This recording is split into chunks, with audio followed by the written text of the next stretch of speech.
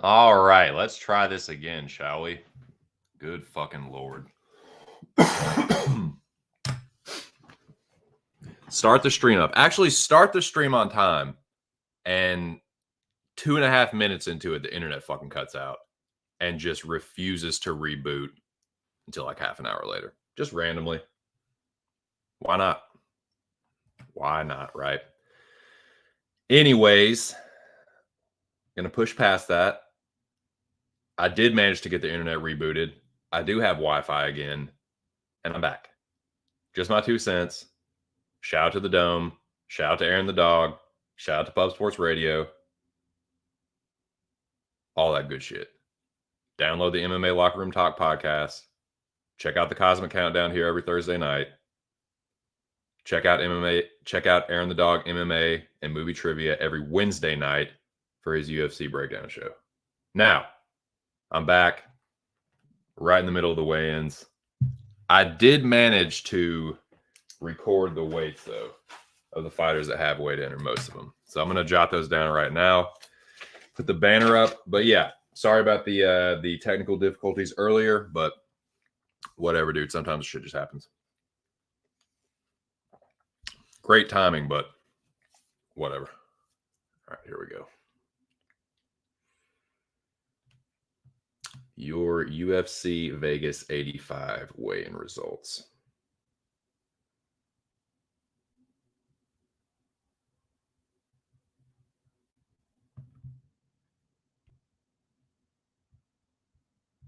Roman Dolidze was the first to the scale.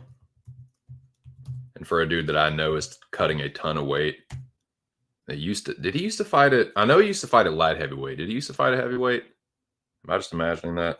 Anyway, he looked pretty good for a middleweight dude that's not really middleweight. So yeah, he was 186. Dober always looks like shit. Always has that gaunt, angular look. But he did make the weight, and he looked pretty happy. Blake Builder looked pretty good. He made the weight as well. 144.5. For Blakey Poo, Molly McCann making her, strawweight debut. Looked pretty good. Weighed 116. Natalia Silva is looking like a snack at 125.5. Now, dude, what is up with all these road to the UFC fights not being on the fight cards on Tapology, not being on the schedule when you pull up Google, but then they've got them all weighing in as a group? That's just weird to me, man. Like, what? The marketing for UFC is so fucking strange.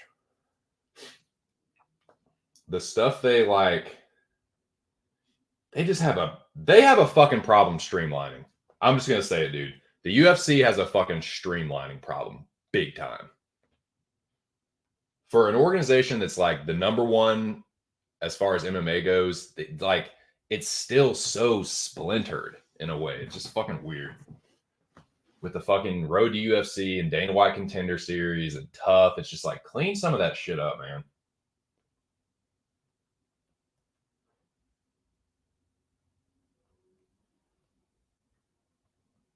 So, what is the Road to UFC happening tonight or something? Or why are none of these fights on the card? It says all these are canceled. So these are the rebooked fights, I guess. That's ridiculous. So what? There's going to be fucking 15 fights, 16 fights. So that's 1, 2, 3, 4. Because this is what it says. You pull up the UFC schedule. It's got all these canceled fights from the Road to UFC event that was supposed to be whatever it was, a couple months ago.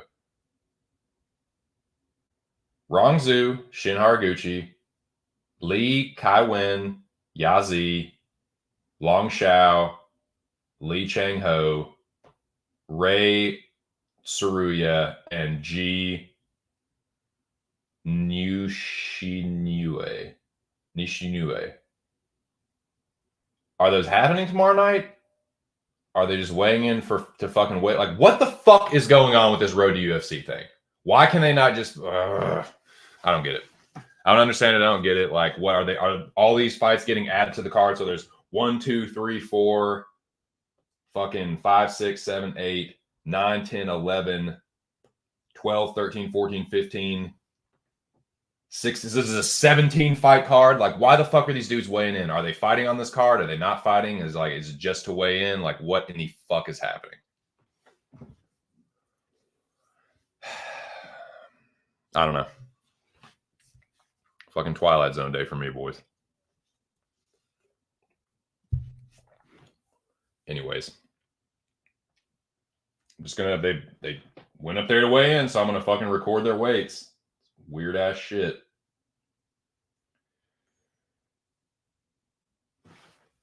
I'm just gonna say Zaz's last name. I don't know how they fucking what order you're supposed to put the Chinese and South Korean names in, which goes first, with the surname goes. I don't fucking know.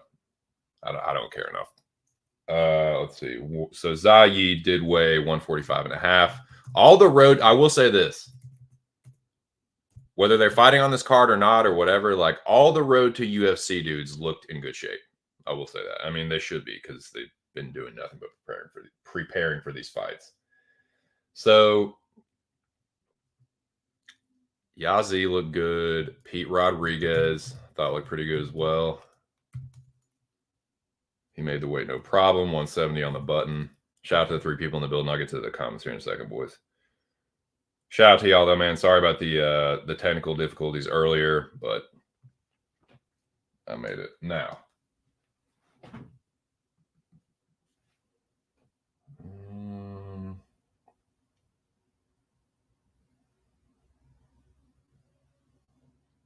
Okay.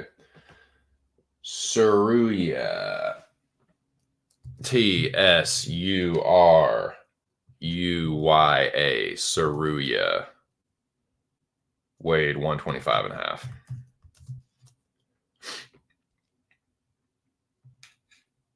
Wrong Zhu. Zhu wrong.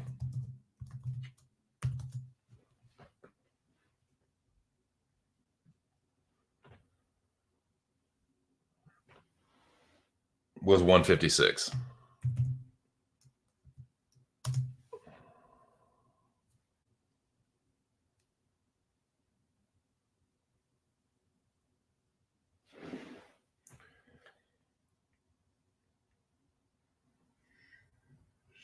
Who the fuck?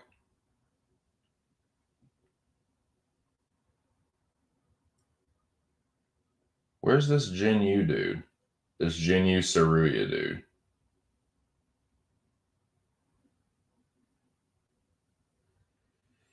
Jesus Christ.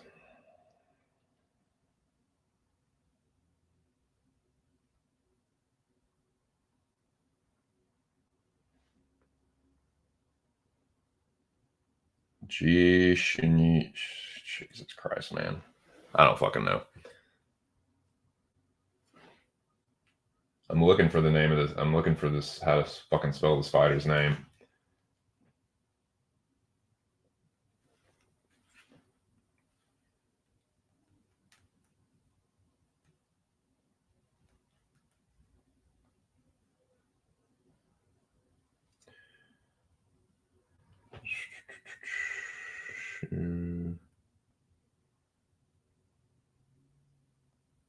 I don't fucking know, man.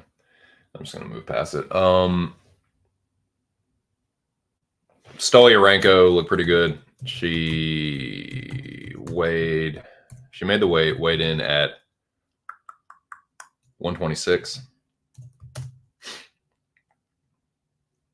Thimba Gorimbo looked good. Weighed 170.5.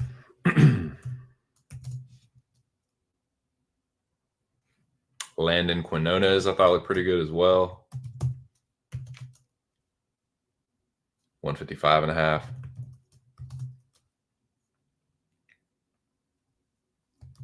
Haraguchi. Get the spelling right on his name.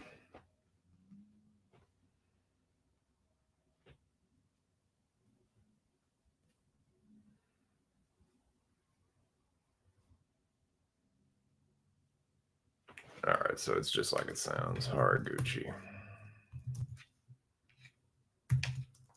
And Haraguchi was 155.5.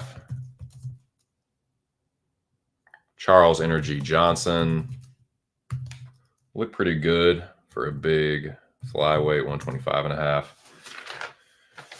Renato Moicano, he looking like he wanting to die, 156.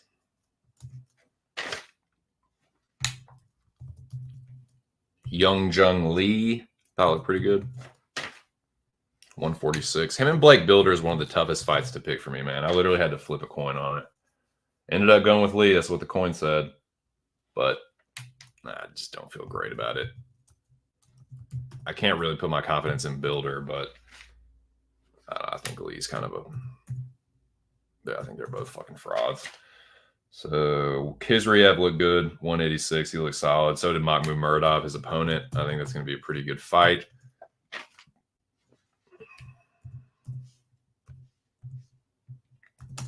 I think that fight's a lot closer than the line indicates. And Muslim Salihov, as they like to say. I don't know why his K is pronounced silently and no one else's is, but that's how they do. 171. And let me see if I missed anything besides that since then. I mean, that's what I got so far.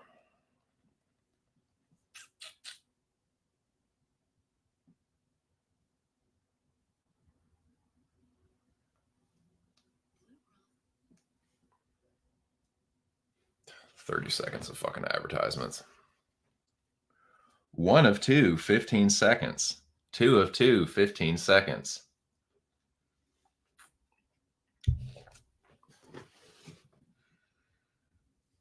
Video plays soon.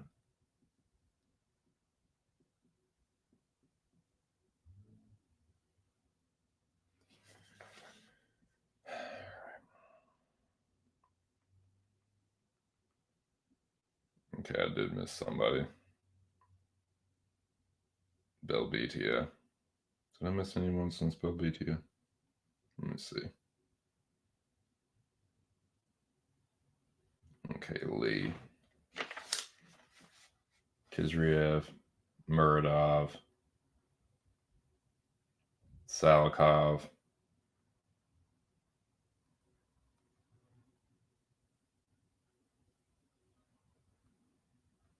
No.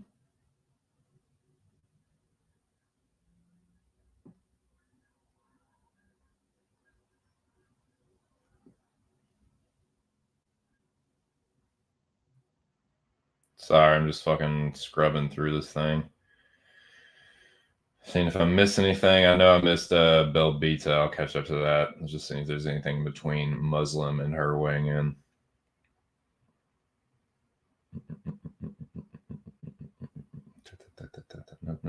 Nope. Okay, nerd shuffle going on. Here we go. Okay. This is Azat Maxim. Azat Maxim looking a little crazy, looking a little sunken in. 126. All right, there you go. 126 for Azat Maxim. All right.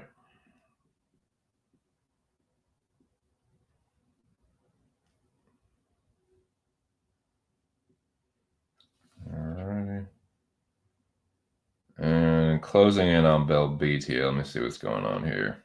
God damn.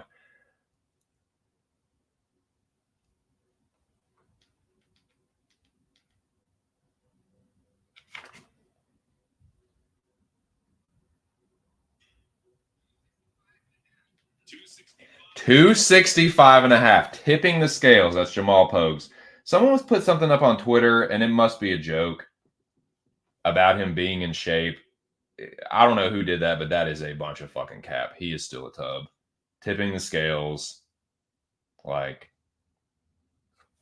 he doesn't look good.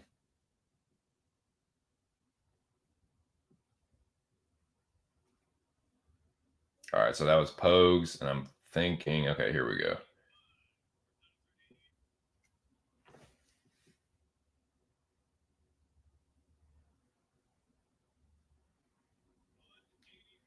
All right, so Imavov looks awesome at 185. Right on the button, shredded. Okay, cool. So your main event's official, obviously. God.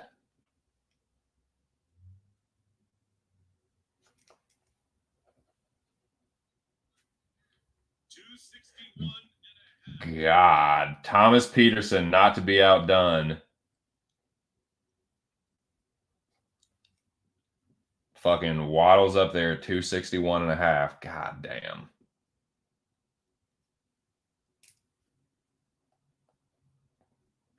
What a fucking bum bash, dude.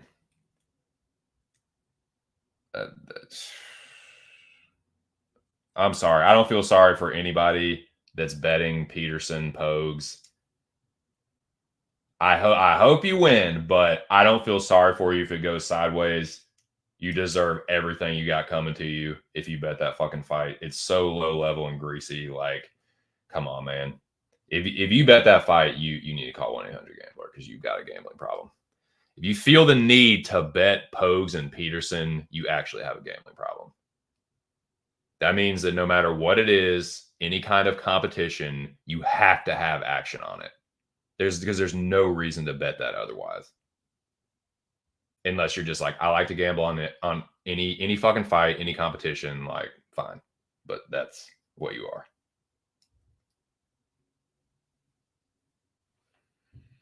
All right. All right.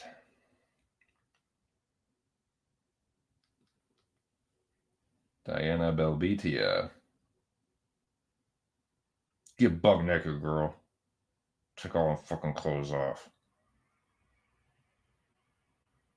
See them naked titties. See what we got here.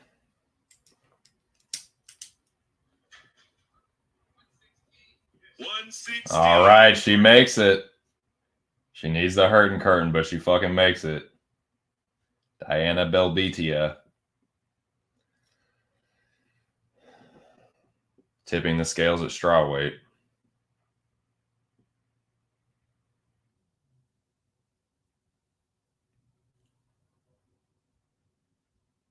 All right. And I think we are almost caught up. Who we got here? 171 for Randy Brown. All right, 171. Randy looks kind of rough too. Randy and Muslim both look like shit. 171. Like Muslim looked like he had just woken up like 2 seconds before he got there, and Randy Brown looks like he's about to pass out. So yeah, they both look rough. But that's actually a pretty good fight. The Muslim Sal Cobb and Randy Brown is one of the better fights on the card. Both are good action fighters, so looking forward to that one. Just as a fan. All right. All right. Let me continue to record these. I'm going to put the banner up here in a second. All right. Azat Maxim. 126.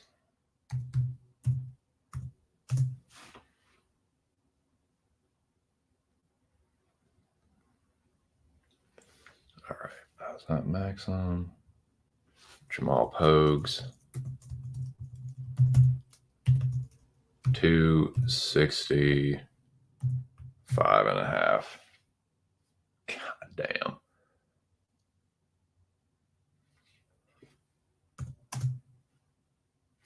Imavov look pretty fucking good. 185 on the button.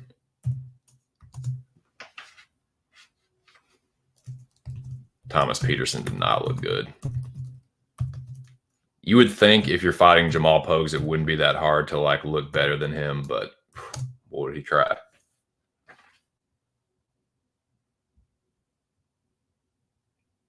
All right. Belbita. She did make the weight. I will say that. Randy Brown. Looks like we got another fighter. 171. And who we got right here? It looks like we have a Chuck Buffalo. There is a Chuck Buffalo sighting, I believe. If I'm not mistaken.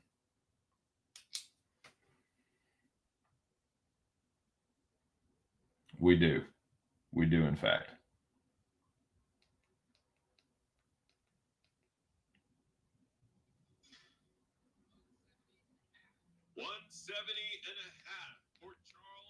All right, 170.5 for Chuck Buffalo. Double birds.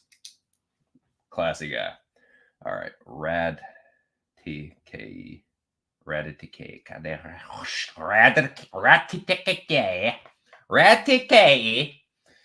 170 and the 1/2 Chuck Buffalo weighing this. Looks pretty good. All right.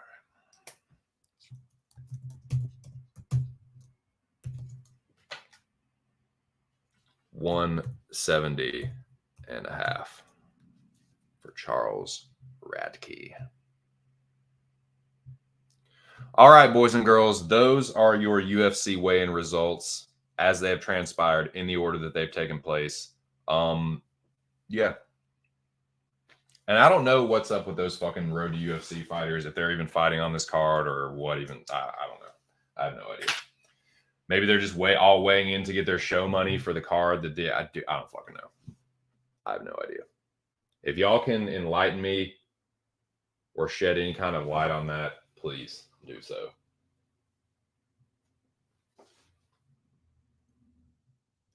It is not hard for shit to fucking go past me, so if I'm missing something, just tell me.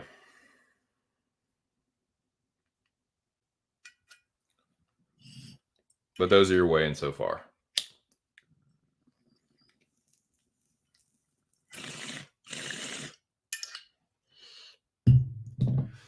All right. Who's looking good? Who's looking bad? My opinion.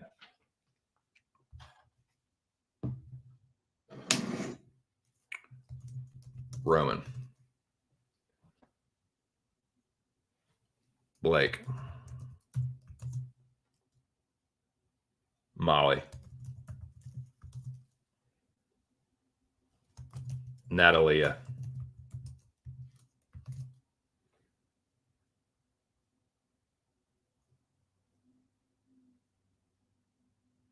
Yi.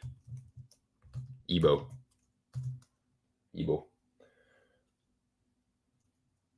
Pete.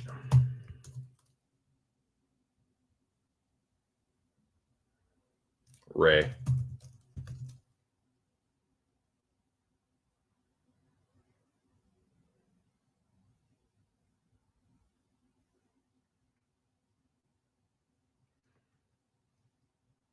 Shomani Rip. Atagani Rip.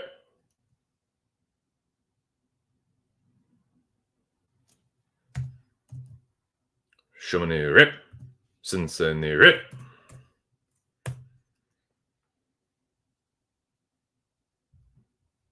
Zoo.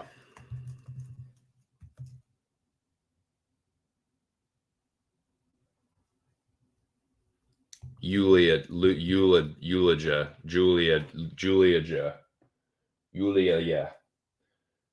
Her. Stoliarenko. She looked good. Timba.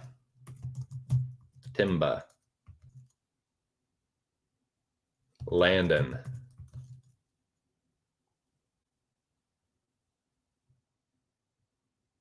What's the Haraguchi's dude's first name?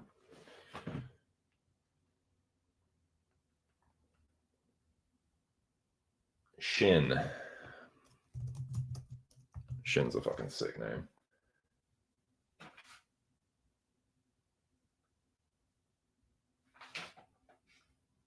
Charles.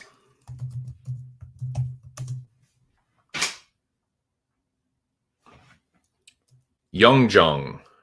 Jeong Yeong.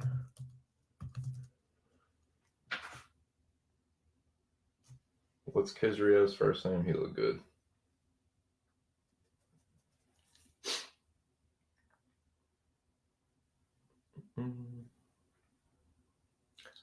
Ali Ascab. Ali Ascab. Alias Kahab. That's how you spell it. Alias Kahab. That's how you phonetically sound that out.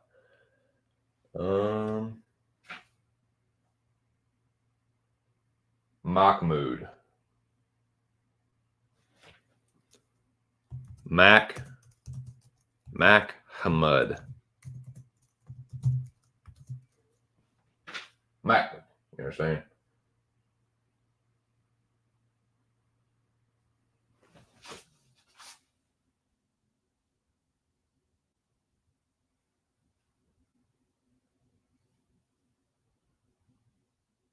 Pose look crazy. Nasruddin and Charles are the last two that I think it look good. Nasruddin and Chuck. That's who I think is looking good so far.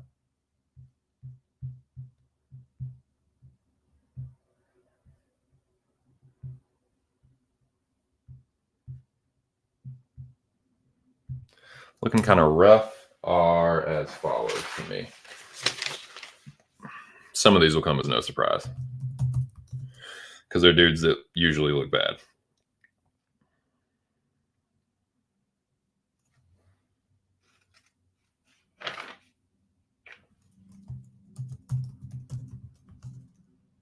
Hanato, Drew, Muslim.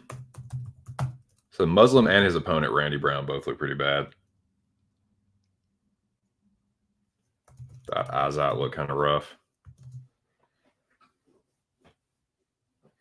Jamal Pose definitely look rough.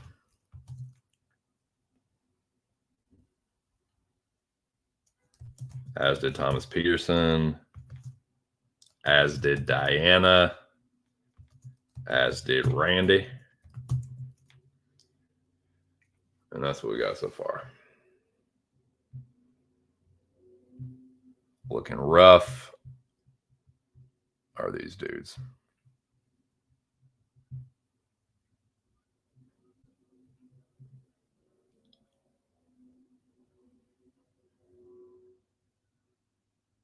But to be sure, if I was you,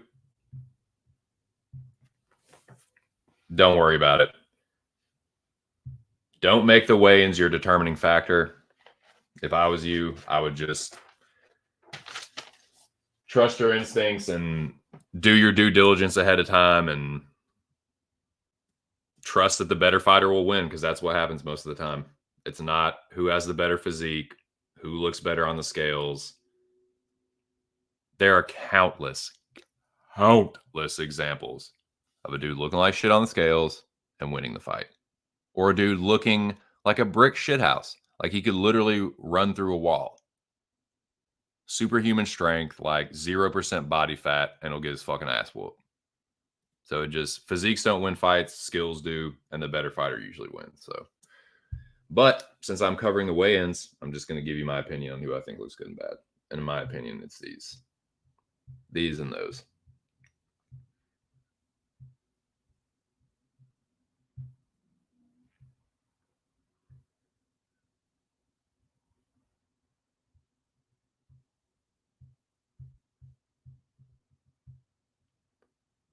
So that's what I got so far. Those are your weigh-in results. These are my opinions on how the fighters are looking so far. And yeah, we got a UFC Vegas 85 coming up, gentlemen. What y'all think, man? What fight y'all most pumped about? Address these comments.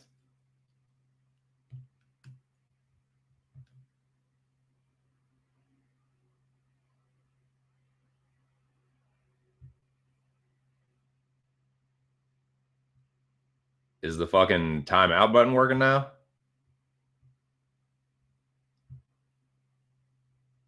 At least you're here, man. What's up, Zach?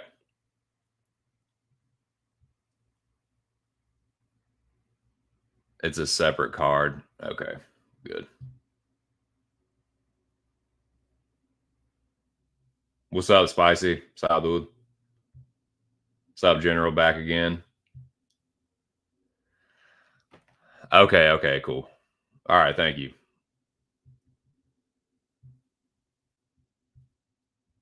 But Pogues beat Parisian. I know Josh Parisian's really fucking good. What's up, Lobby? Didn't notice the Riz Pharma new sponsor. Jesus Christ. No, dude. It is not Slippery Pete Barrett. It is not New England's finest. Good to see you, though, Lobby. Yeah, she is. She is, man, for sure. Yeah, General back in action. What's up, Jimmy? Cheers.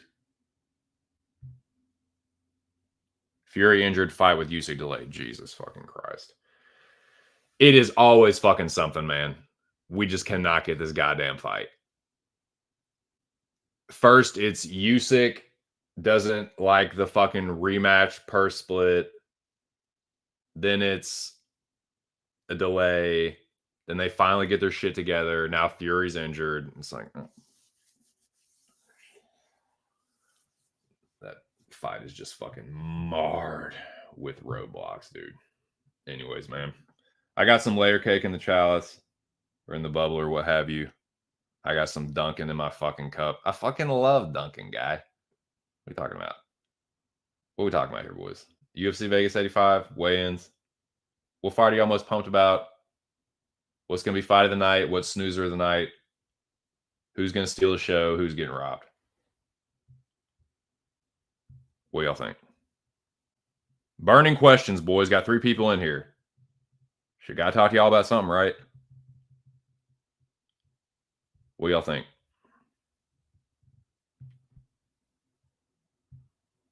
I think this is where I was at when the fucking stream cut out. I think that the fight of the night is going to be... It's tough because I see a lot of these finishing inside the distance. I think fight of the night could be Viviane and fucking Natalia Silva. No bullshit. Urbina, Charles Radke has fight of the night potential. Azat, Charles Johnson could be a really good fight. Lee Builder could be a decent one. Quinones, Medeiros. Those are some where I think could be pretty fucking good. But I'll go ahead and say that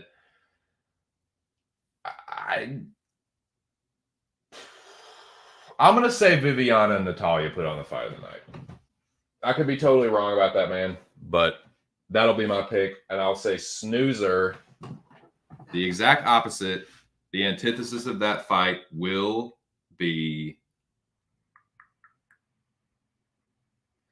I'm gonna say it's Azat and Charles Johnson. Actually, I know I'm gonna fucking be a walking contradiction here, but I'm gonna say that I actually think that Azat's gonna make this fight really boring and be kind of a rat here. So that's my pick for snoozer. Azat Charles Johnson is snoozer. Viviane Natalia Silva is fight of the night. Performance of the night will be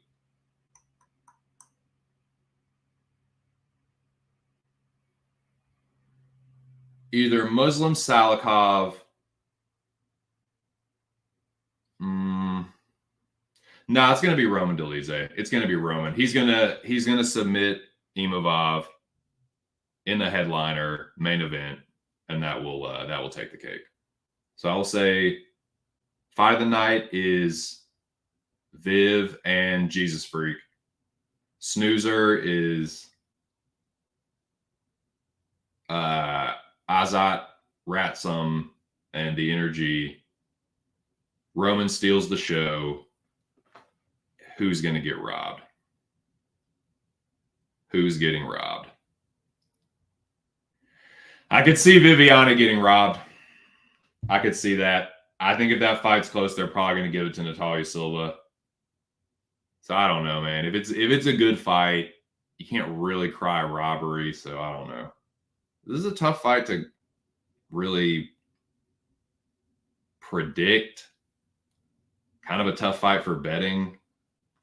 Just a weird one in general, man. It's like not the worst fight I've ever seen, but just a lot of. It feels like a lot of striker grappler matchups on this fight, don't it? Like a lot of this guy's clearly the better grappler. This guy's clearly the better striker.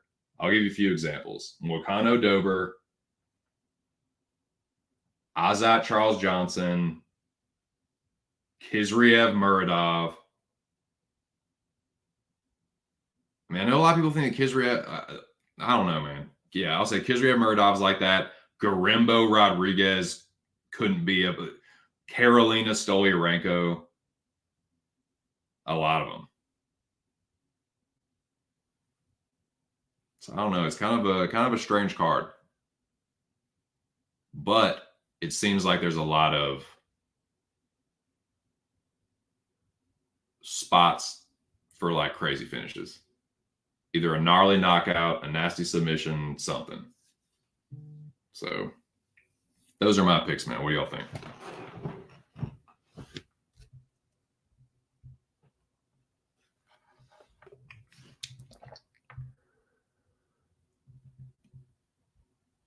Yeah, lobby for it. Get it?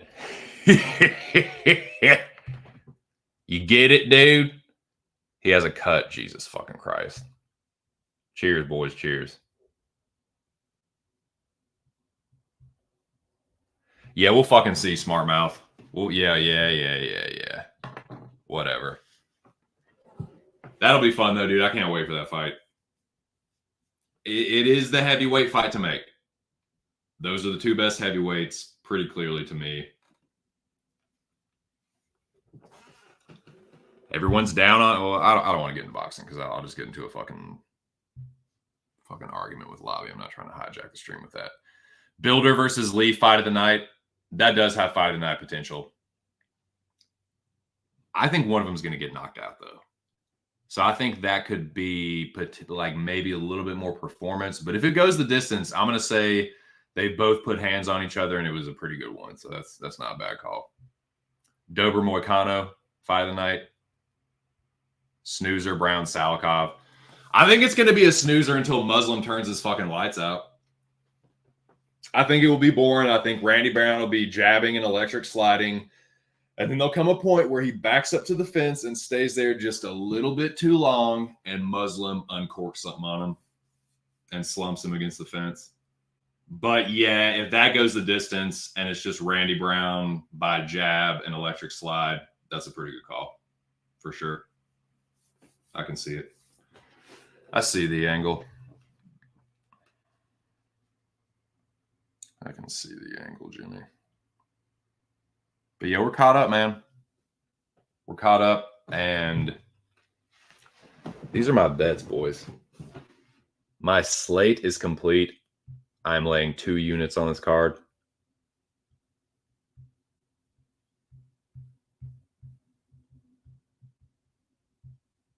Bumped up my unit size a little bit this year, but I'm still keeping it light.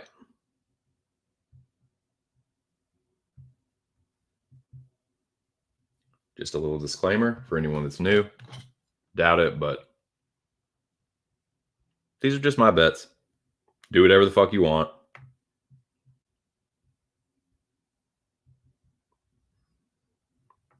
I mean, if we're going to get technical about it, I am up this year. But this is not a gambling advice show. But this is my slate. I like Dober by knockout, Muslim by knockout. And yeah, I think Roman either clubs and subs Nasruddin, or he finds a way to latch onto a limb and just takes it with him. So yeah, I got a unit on Roman. I bet him throughout the week at different odds, but it's a total of a unit. So I bet him first at 135, then he was bet down a little bit, bet him again at 130, and then he went back up, and then I hit it again. So it's a full unit. It's the heaviest I'm going on any one fighter, but I just don't think he should be the underdog, man. He's more dangerous than Imavov, and I said this Wednesday, I said this last night, and I'm going to say it again today. There's a narrative in this fight that, oh, well, if Roman doesn't finish him, he's going to lose. He has bad cardio. Imavov is the better point fighter, blah, blah, blah, blah, blah.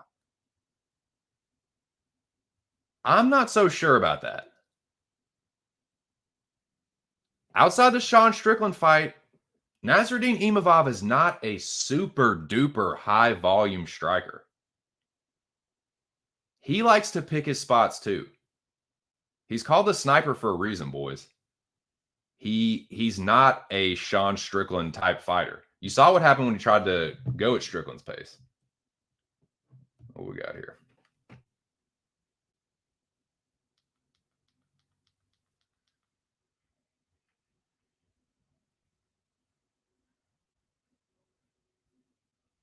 Hold the phone, boys. 155 and a half for Markel Medeiros. All right, Medeiros comes in at 155 and a half. Punch that in.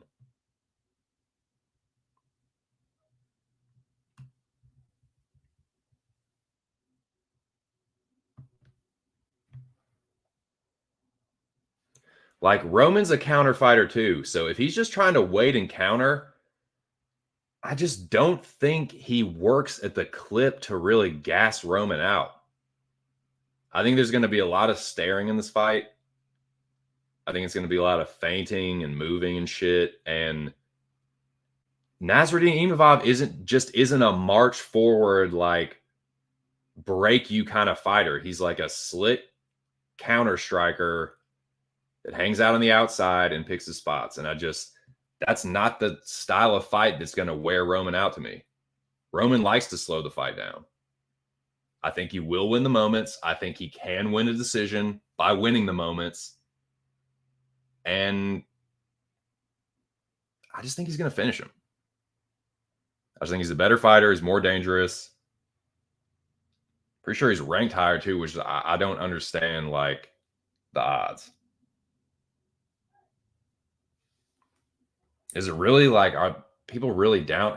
What is this thing with, like, this is so corny. This all of a sudden, this, like, narrative, dude.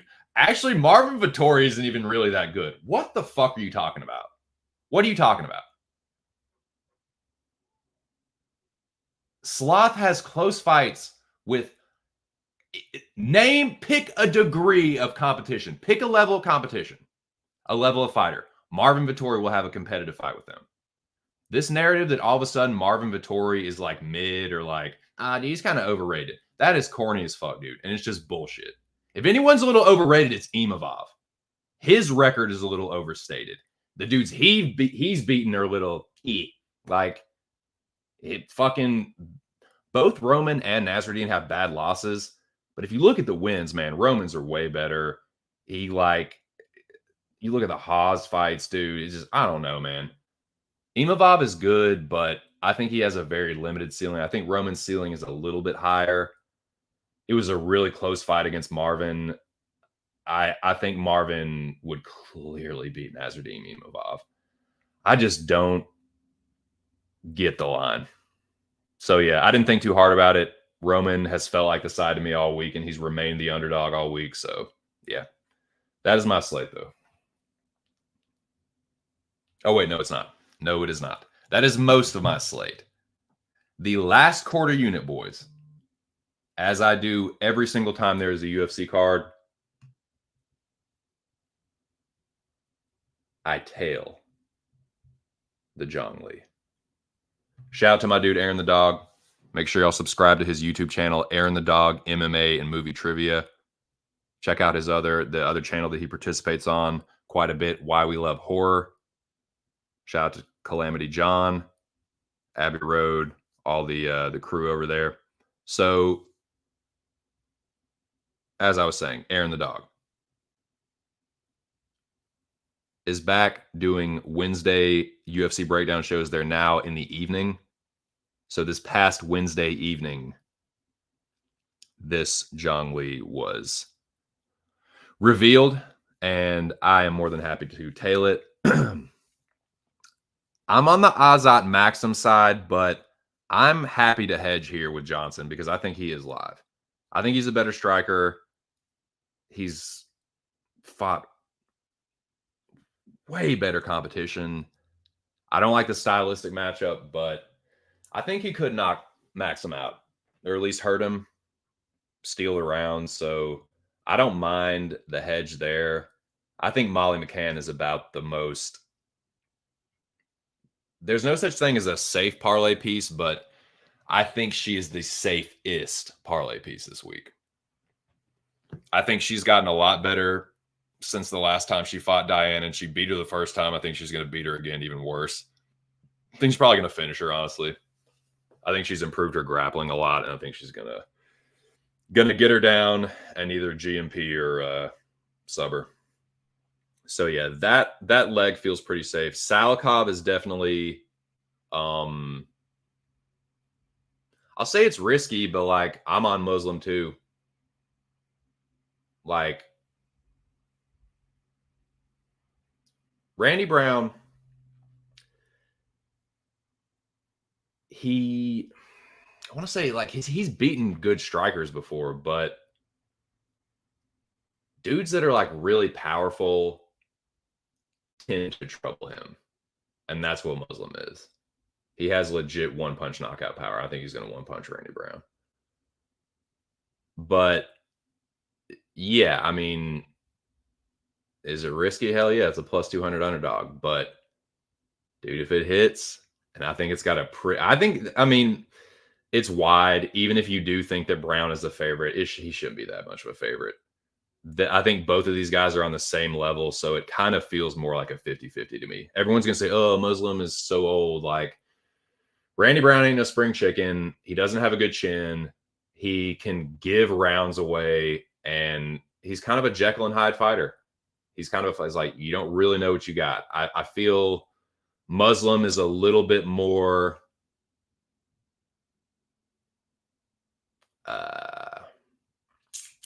what's the word? Readable, I guess. Like I know a little bit more about what I got there. He's been an old man since he was like, what, 36? Everyone's like, oh, this dude's so fucking old. He's so fucking old. Well, he's still knocking dudes out. Like, and I just don't think Randy is like obviously too high of a level for him to beat. Like, I think it's a close, well-matched fight. They're about the same level, and I just think Muslim's way more dangerous. So, yeah, I think I like that leg. And yeah, I'm on Roman for all the reasons I named. So, dude, I love the Zhang Li this week. It's definitely a juicy one. Over plus 4,000, but dude, if it hits, that's less than half a unit to get over 10. So I like it. Let's fucking go. Oh, wait. Whoa. Hold on. That is not the last bet. I almost forgot, boys. Rounding out my slate, the last bet that I made, I announced this last night on the MMA Locker Room Talk podcast. Shout out to the boys at Pub Sports Radio. Make sure you download that podcast anywhere you can. Spreaker, iHeartRadio, Spotify, etc. I revealed this last bet last night, and I would like to unveil it for you gentlemen. I talked about this fight Wednesday with Aaron the Dog and the MMA Line Mover, the artist formerly known as Jewish Better. I was talking about this fight with them, and I don't know, dude. I understand why this fighter is the underdog. I would never say that they should be the favorite. I just think it's kind of wide, man, and I just had a feeling. I just had a feeling she's going to pull it off. Call me crazy, but I'm taking a little poke on Viviana. I'm sorry. I just don't think Natalia Silva is as good as she's being made out to be.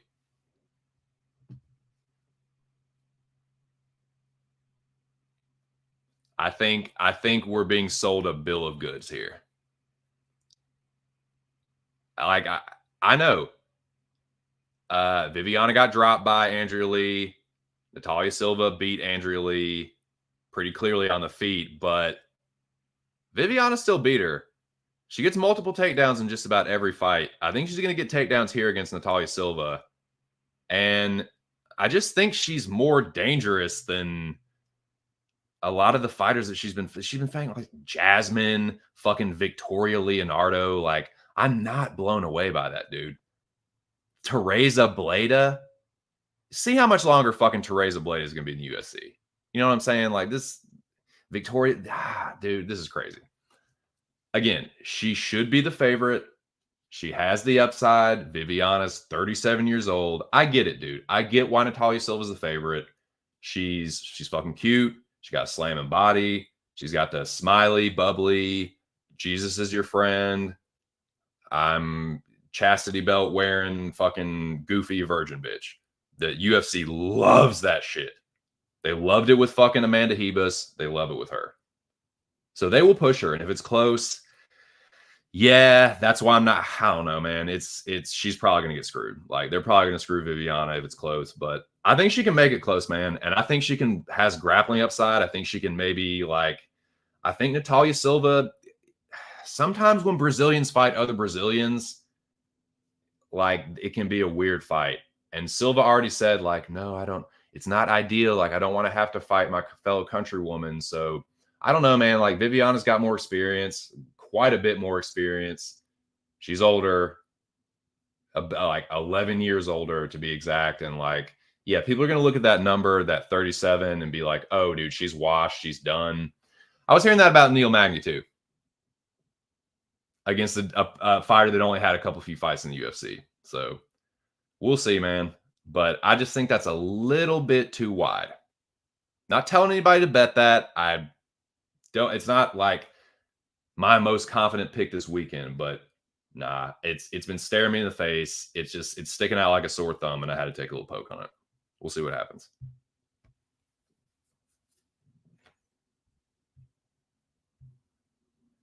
Of course, dude, we're not supposed to tell people that, Jimmy. General taking notes. Yeah, yes, correct. Yep. Hey, dude, this isn't Victoria Leonardo. Everyone is so goddamn certain that Viviana is just going to get knocked out. Fucking Alexa Grasso couldn't finish her. Other good fighters have not been able to finish Viviana. And I just don't think Silva is so fucking good that she's just going to clean her up, man. I just think that's kind of crazy. Again, Natalia Silva, rightful favorite. She's younger. She's faster. She's got all the upside. Viviana, you look at the age. I get it. But it still shouldn't be that wide. She should be about plus 200. You know what I mean? Like, I feel like Silva should be like minus 250 and Viviana should be plus 200. I feel like it should be something like that. Like, it's a little wide for me, but whatever. We'll see what happens. We will see. So there you have it, gentlemen. That is my slate.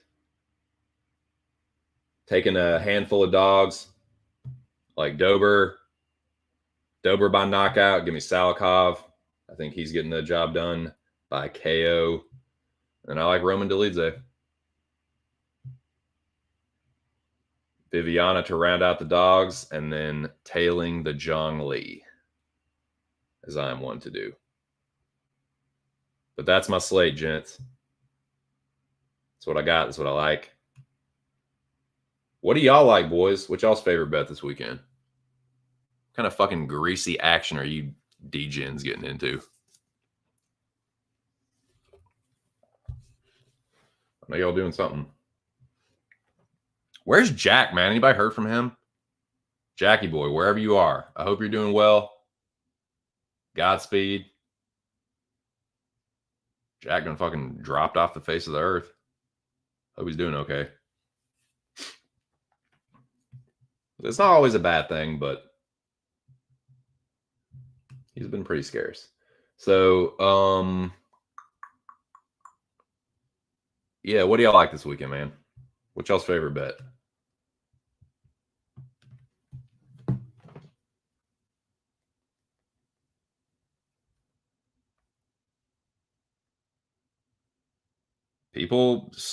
Some people are super confident about this card, man. Some people are laying the fucking hammer. I'm going a little bit heavier than the last two cards, but not by that much. Just like a half a unit. It's because I like Dolidze so much in this spot. Just because I hadn't looked at this card, let alone the betting odds, and just talking about it beforehand, I guess it was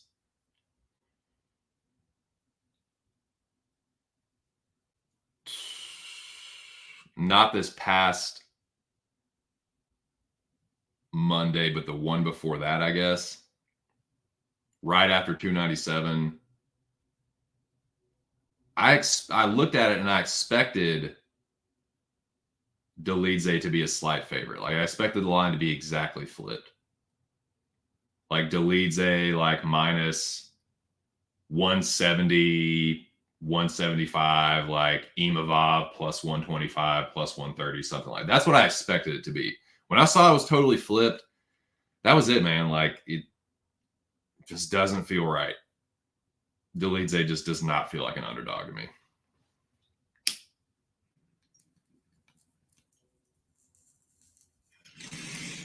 And that's the formula I've been sticking to. And that's how I've been winning. That's how I've been successfully piking away for the last couple of years.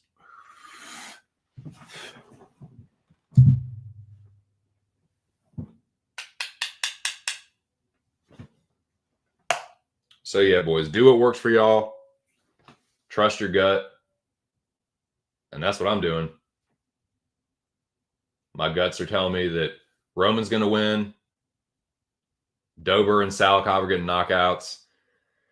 And I think Viviana can squeak one here, dude. I think she can win 2 rounds pretty convincingly. Maybe even finish her, dude. Natalia Silva has been finished before. Let's make that clear too.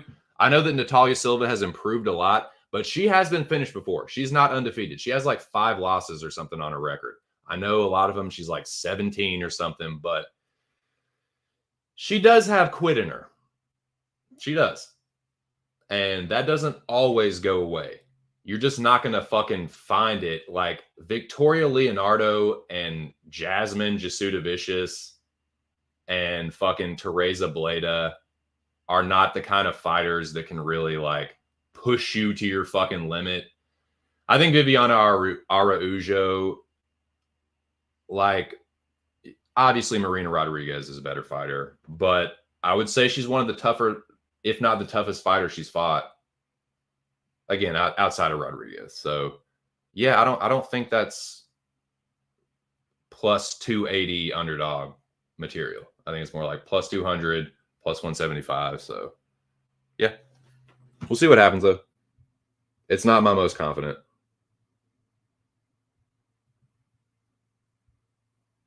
What can I say, brother? Stubborn as a damn mule. What's up, homie? How are you, my dude?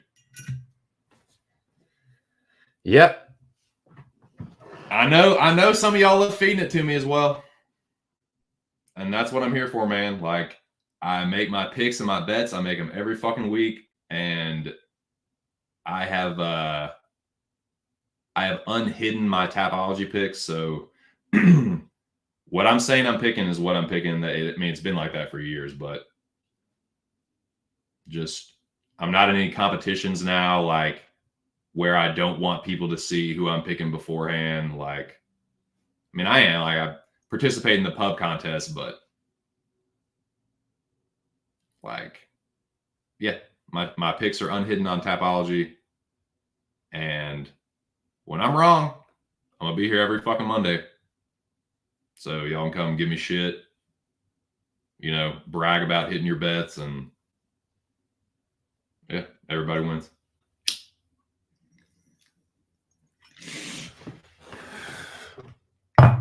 But yes, as a point of fact, I do.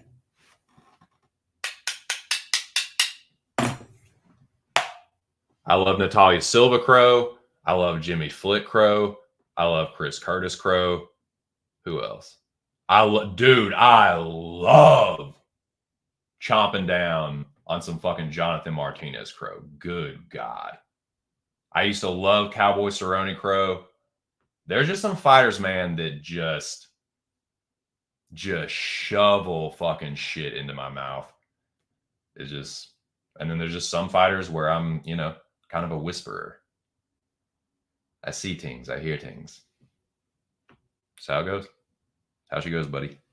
Tell you how she goes. She goes up, up, up, up, high in the sky. Give myself a hernia trying to clear the slide. And some more layer cake up in here.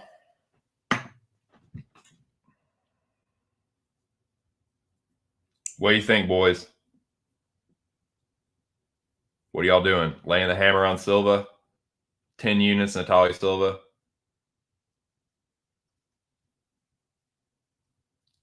Who's going to be the parlay buster this week? Who's just going to fucking dookie splatter all over the sheets?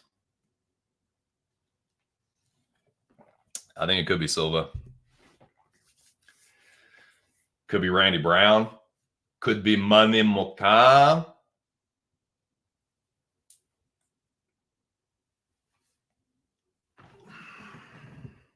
Oh my God, dude. Thank you. Thank you for pointing that out. Sean Woodson. I have famously eaten Sean Woodson Crow on this program multiple times. Yep, Woodson's another one.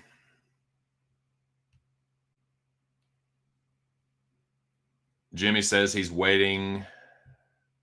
God damn it.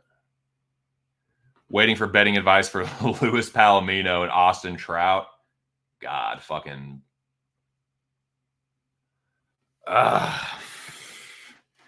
Dude, Trout is the underdog. That's bare knuckle, right? You got to go Trout. I mean, just pass, man. Like, Trout's the better boxer. Palomino probably hits harder. I don't know, dude. I'm kind of biased with that too. Liking boxing and I mean, no doubt Trout's a good fighter.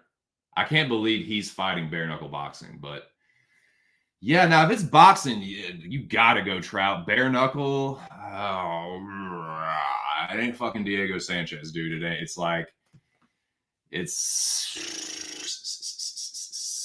Yeah, I say no doubt Trout. I think that's what I would say, but I would also say don't tail me. Tail at your own fucking risk. Silva and Silva sub. Right on. Best of luck, brother. BKFC. Yeah. Yeah. My gut tells me if I was going to bet that, it'd be Trout, but I'm also biased, and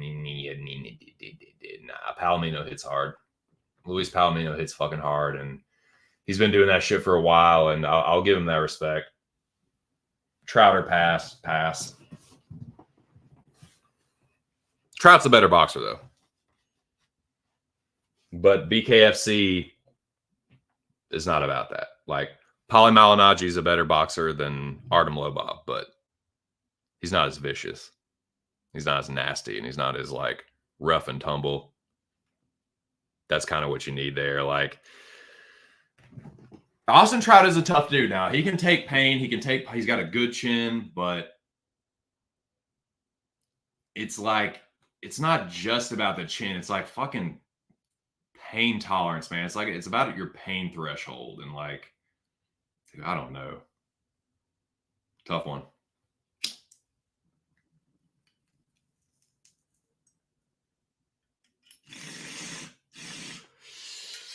Can you keep your composure knowing that your face is all fucked up and you're just fucking laid open, leaking blood? Like any of y'all that have ever like been in a fight or like fought amateur or whatever, like you already know. You can tell, you can feel it. Like obviously you feel the pain, but like you can feel when your fucking nose is leaking. You can feel when your fucking lips busted and you're and laid open and like. Now just imagine that like times fucking 1,000. Multiple fucking like huge lacerations. Your fucking top eyelid is like slumping down into your eye because it's fucking gashed open. I don't know, man. BKFC is gnarly. So yeah, that's kind of where it's like, it's not just about who the better boxer is. It's like who's the tougher ass who hits harder and who's the tougher motherfucker. That's what BKFC is to me. Trout's tough though, dude. And he can box, and like with no fucking gloves on, couple accurate punches to the chin, and like sometimes that's all it takes too. So that's a pretty good fight. That's this weekend.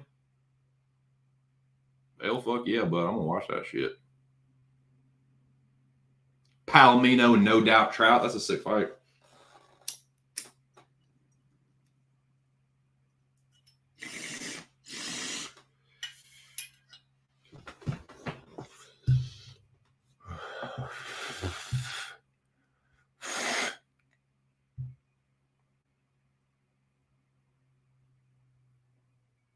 All right, what we got here?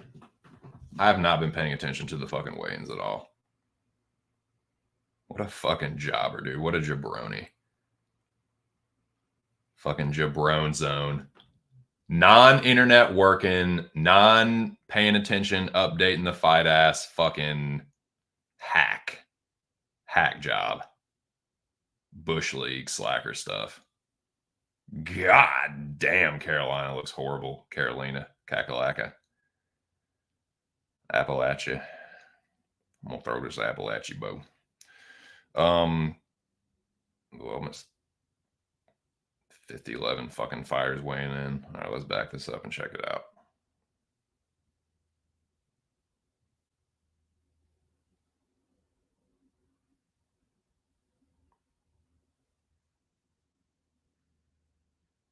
Where did I leave off?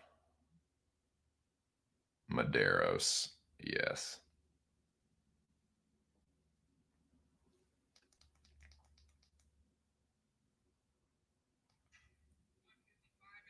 $155.5 for Medeiros, and he looked good doing it.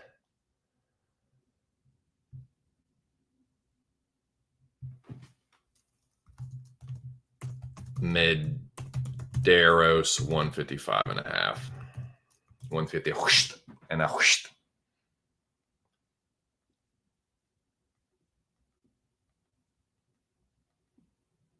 Oh yeah, let me also Markel, Chuck Buffalo, Markel, dude, fuck Chuck Buffalo. Gilbert Urbina's gonna knock his fucking ass out.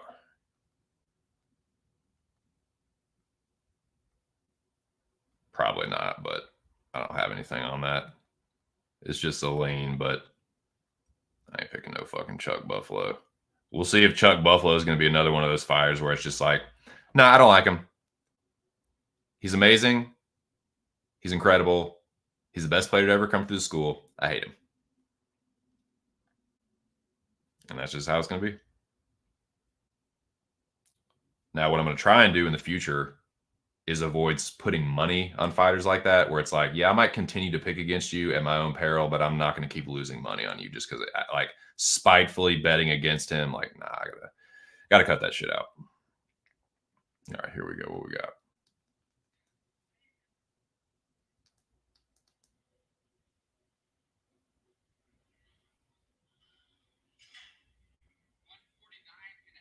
God.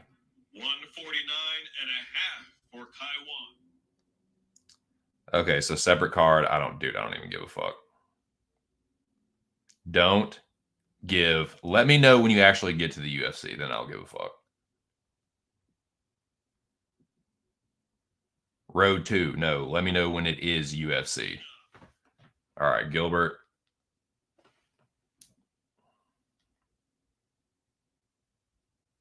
Definitely looking a little rough. Come on, Gilbert. 171. 171 for Gilbert Urbina. Come on, Gilbert Urbina. Fuerte Chingon way. Knock that old fucking sorry ass Chuck Buffalo fuck out, Bo. Gilbert Urbina, 171. He looked a little rough. He's a big dude. He's going to get himself a big old knockout victory too, Bo. I can feel it. Maybe I'm just hoping for it, but yes. I'll say he looks a little rough. Randy Gilbert. Gilbert is that is a wild name to give a child, dude. Gilbert. Anything with a Bert, like Bert is okay as a name, but like making Bert the second syllable of a name is wild. And like laying that on a child is Jesus.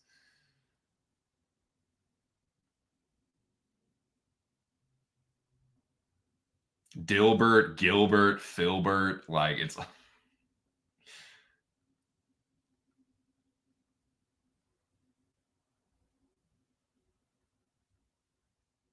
hey, do you want to force your child to abbreviate their name? Name them Gil. No, I'm just kidding.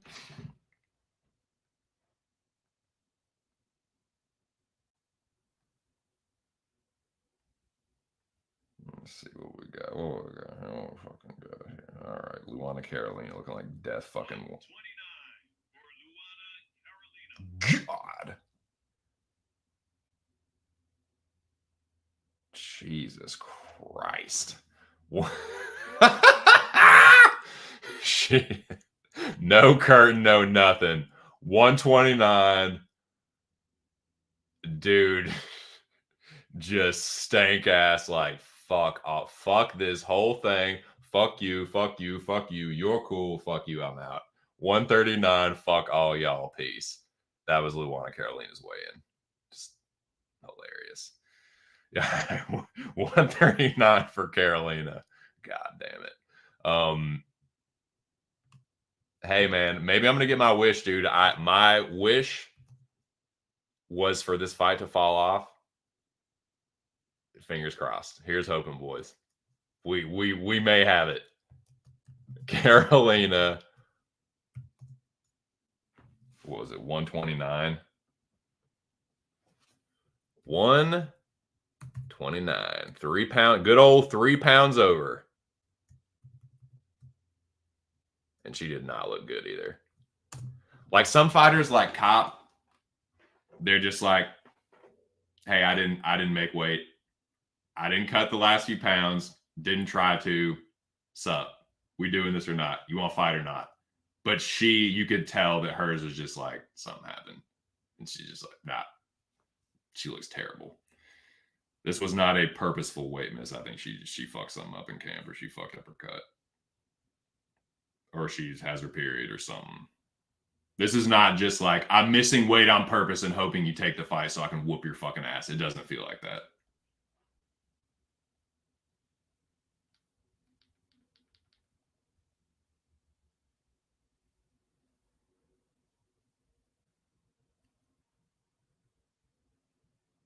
The Riz Pharma Hurtin' Curtain Lobby.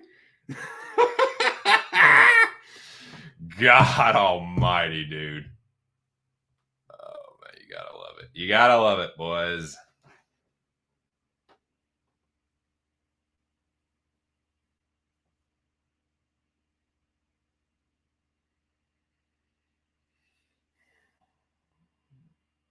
All right, let's update this shit.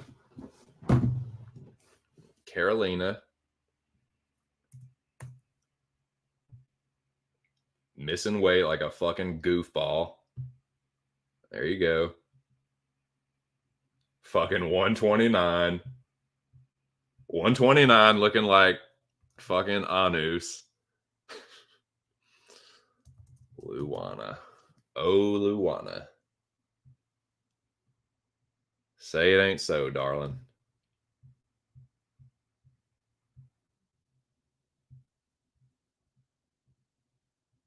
Luana. And she is absolutely looking the worst.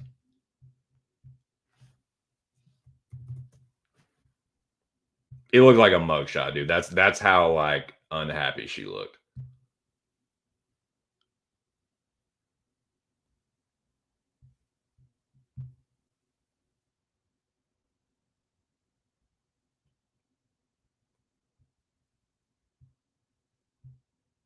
Smart, man. Best of luck, Jimmy.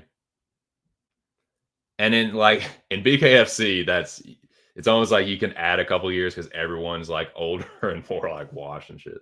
John's got that guy, that's their eyes. Like every dude, I've gotten over that.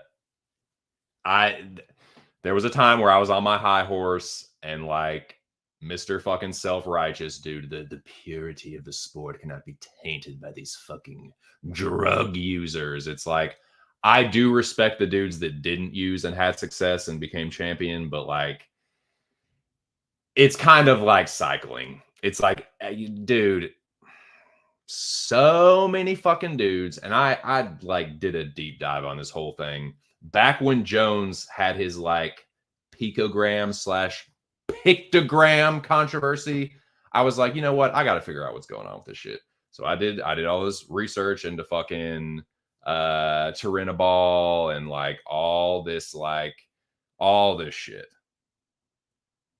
and thought that I like had a better understanding. But what I realized was they're never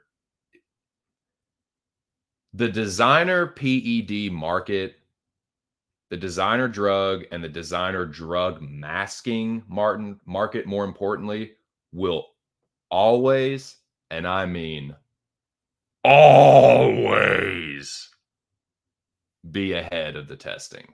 Always. By nature. You can't test shit until you know what the fuck it is first. Huh? So yeah. You're never going to catch up. It's always the cheaters with the best designer juice will always be ahead of the curve. And you're not going to catch up to them. Now, yes, the testing gets more advanced, but you know what else gets more advanced? The drugs and the cheating. So that's my overall 2 cents on that. Yes.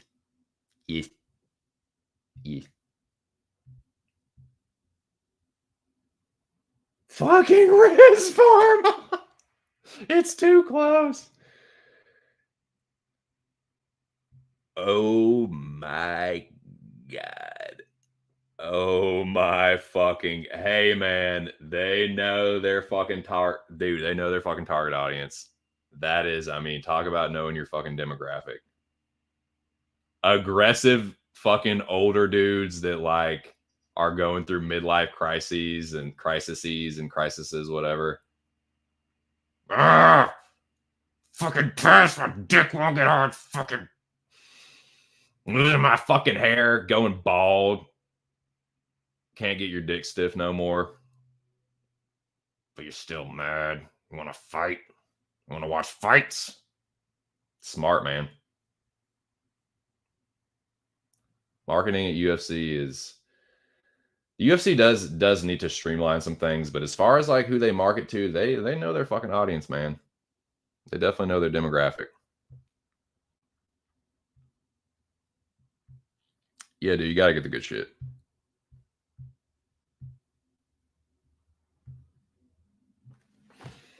All right, here we go.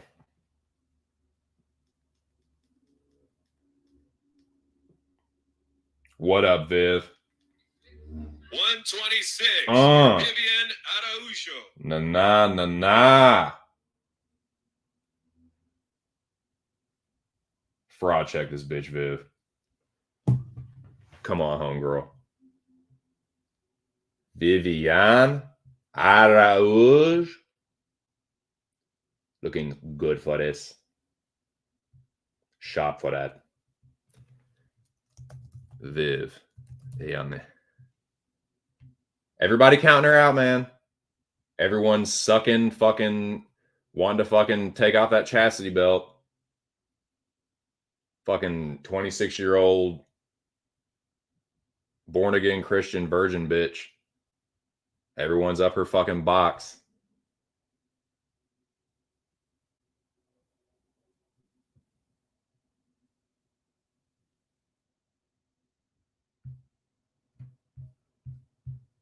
All right, they are taking the scale down, which means we're getting close to the stare downs, boys.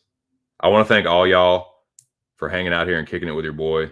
It's been a good time. I appreciate it, especially after the fucking fiasco earlier with me fucking well, it wasn't really my fault the internet fucking went down, but still, I appreciate it.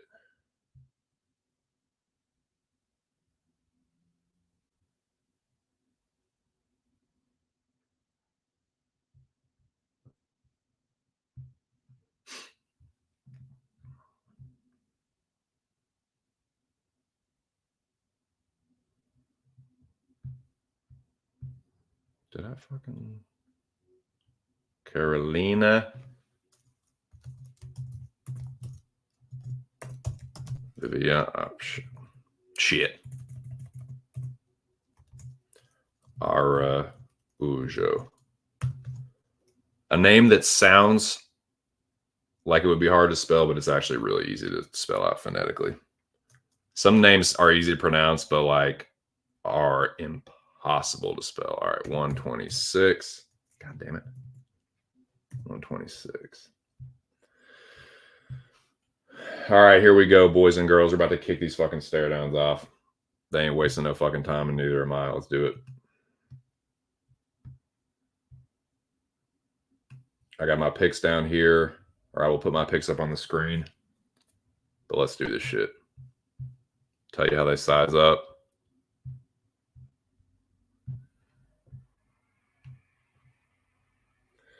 Yeah, Caroline is looks a little bit taller, but they're about the same height. Her shoulders are a little bit taller. Stoliarenko's a little bit thicker, but yeah. I got Carolina here, man. I flipped a coin. The coin spoke. That's what I like, but it's not like my most confident pick. Now here we go. Peterson is bigger than Jamal Pope. Well, he's taller. He's not as fat. Yes, very fat, I see. Yeah, so I like Peterson here. I flipped a coin and it landed on Peterson, and I'm glad it did. So now this is a fight where I kind of just want to see what I got. After the tape, I like Quinones, but I'm not confident enough in him to bet it. I just feel like it's kind of a 50-50. Like if I was going to bet, it would be Quinones, but yeah, they're about the same size. I feel like he's a little bit tougher, and I feel like Medeiros is a little bit more of like a pretty boy, and Quinones is just going to make it a dogfight. So yeah, but I kind of just want to see what I got. That should be a fun one. This should be another fun one, man. I flipped a coin again. It landed on Lee. I like Lee here, though, man. I think he's going to knock Bilder out. It could go the other way, too. Like, he's been a bit of a can crusher, but Bilder's kind of a jabroni. Like, I don't think that he's some unbeatable dude. He's just been, I don't know, man. Like, Shane Young and fucking Kyle Nelson. Like, what the fuck is... What the hell is even that? Now, what the hell is even this fight, dude? Striker versus grappler to the fullest. Themba's obviously a little bit taller. Pete Rodriguez, thicker. And yeah, dude, it's a very binary feeling fight. But I think Garimbo is overall the better fighter. Fought better competition. And I think that he gets the fucking fishpole choke. Shout out to Big Moise. So, and shout out to the whole Dome, man. Dome up in here strong. Best group chat in the world. Maxim and Charles Johnson, man. This is kind of a battleground fight for the community. Shout out to Aaron the Dog, him and MMA line mover like Charles Johnson. I'm tailing Charles Johnson. I'm tailing the Charles Johnson leg with the Zhang Li, but I have a feeling that Maxon's going to rat him. I hope that's not the case, but I'd be lying if I said that wasn't what I thought. This is an unnecessary rematch. Give me Molly. I think she's going to finish her.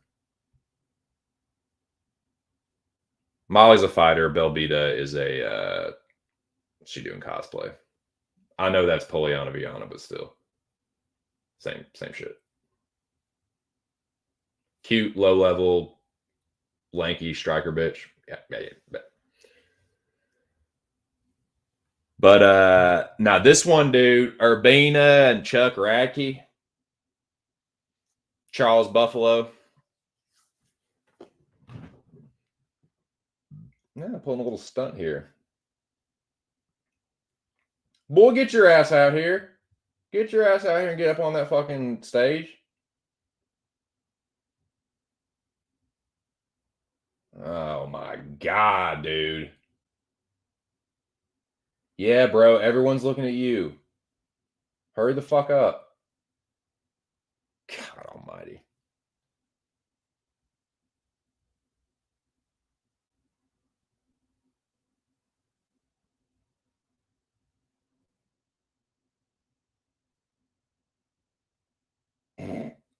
This is fucking hilarious. Earth to Chuck Buffalo. Chuck Buffalo.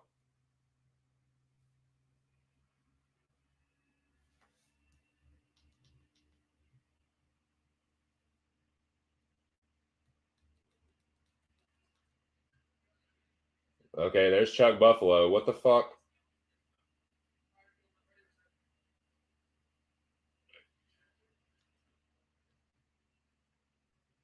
Okay, there's Chuck Buffalo. There's RGB bad boy, Gilbert.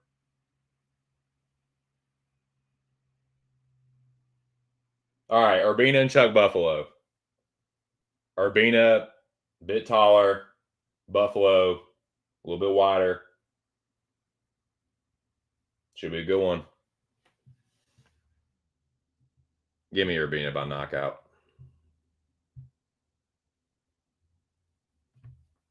This is another good fight, man. Khizriev undefeated. Really untested, though. Unless you call Dennis Tallulah a fucking test. I think this is a real test. I think Murdaugh's going to knock him out.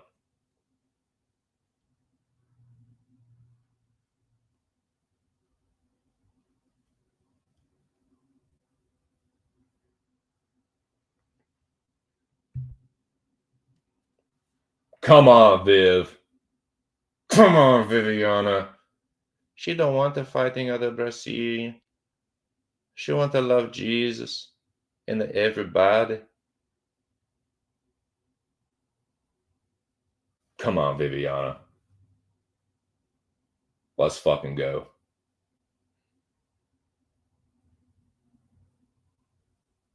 She ain't serious, dude. She wants to fucking model and shit.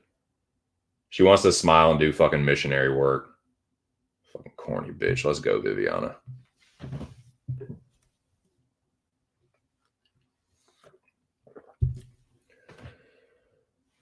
Good God. All right. So Brown is towering over Salikov, but that should line up the apex of Muslim's overhand with Randy's chin.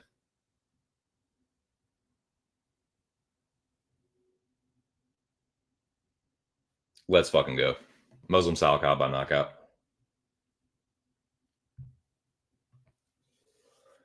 And I like Drew Dober by knockout. I like Renato Moicano as a person. I think he's a cool braj. He seems like someone that would be cool to work out with and hang out with, like train and chill with. But like, I don't know about his chin against a guy like Dober. Drew is just too aggressive and powerful early. And Renato likes to get down, man. He doesn't always just like sell out for the takedown. He likes to like work his takedowns into his game. So I think it's going to cost him here, cost him his consciousness. So yeah, give me Dober by knockout. Now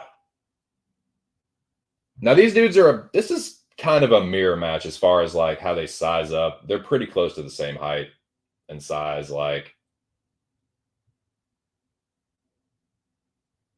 so yeah, it really comes down to skills, man. I just think overall Roman's more dangerous. He's got more finishing upside. And I'm telling you, like, Imavov is not Strickland. He is not fucking Corey Sandhagen, or like, he doesn't hang. He's not like Cheeto. He doesn't put up like Rob Font numbers, like 100, 200 strikes. Like, he's putting up like 50, 60, 40 sometimes. Like, I just don't think he's going to be able to gas Dolidze out like people think. Like, no, Roman doesn't have great cardio, but I don't think Imavov's going to be able to exploit it. He fucking slows down too. And he doesn't really work at a high clip. Other than the Strickland fight, Sean forced him to fight at his level. Oh, here's you, Brody. I don't give a fuck about this. Goodbye. Let me know if you get to the UFC. So then I'll care. I just don't think this whole, oh, dude, if Roman doesn't finish him early, it's all Imavov. Bullshit. Imavov's still gonna have to close the distance if he wants to score significantly. Like, Roman will march forward and hurt him if he tries to fucking stand with him. And if he's electric sliding and not working at a high pace, I don't know that it's going to be obvious he's taking the rounds. And I think Roman can win the moments and win a decision. So, yeah, it seems like Roman Dolidze all day for me, and I just don't think he should be the underdog. And there you go. That's my take on it. And that's my 2 cents on the stare downs and the weigh-ins in general for this card. So once again, let me put up the fucking weigh-in results. There you are. And also, oh man, fucking hold on, man.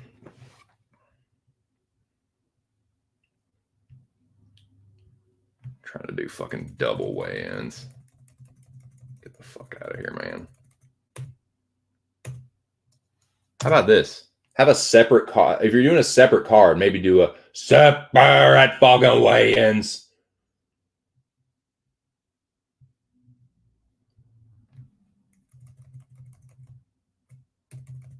Ever think of that? I guess not. Okay.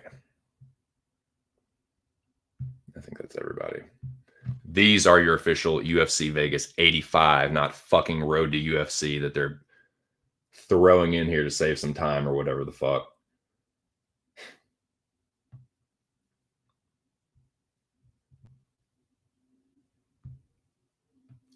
Not a disclaimer, but just a little bit of advice, unsolicited advice that you didn't ask for. Just do your work ahead of time. Trust your gut ahead of time. Do your due diligence ahead of time. Don't be like, oh, well, if he does look good, I will. But if he doesn't, I won't. Like, you're already half cocked. You're already half stepping at that point, and just, I don't know. That's just me, though.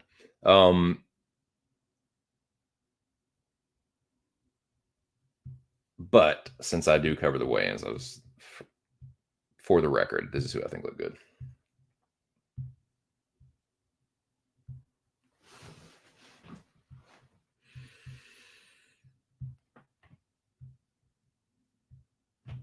Stupid ass Road to UFC shit. Holy fucking marketing ploy, Batman. Holy marketing strategy. We want to get these guys as much visibility as possible, since 95% of them you're never going to fucking see again. I guess. I don't fucking know. But the fighters that are actually fighting at UFC Vegas 85 and not fucking Road to UFC, this is who I think look good. And it was most everybody was looking pretty sharp.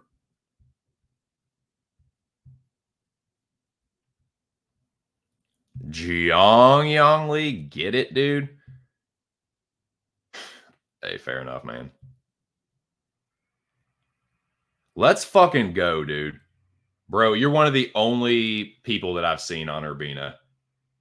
People just love this fucking Chuck Buffalo gimmick. He's a jobber, man. I cannot wait to see that motherfucker get smoked. It's gonna happen.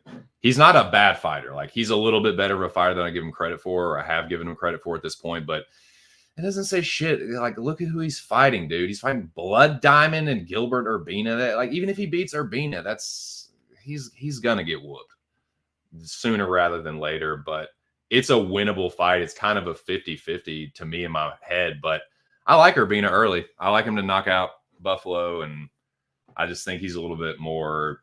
I think Urbina is a better fighter than Blood Diamond, so he's more experienced, which is crazy. But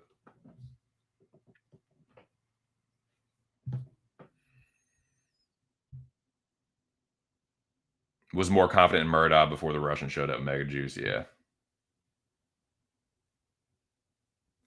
I'm telling you, they love it, dude. Me too, man. I just he's gonna rip a limb off, or he's gonna use that to take his back. Seeing how he just folded Hermanson up on the ground, like, Imavov is not that good on the ground, dude. If he gets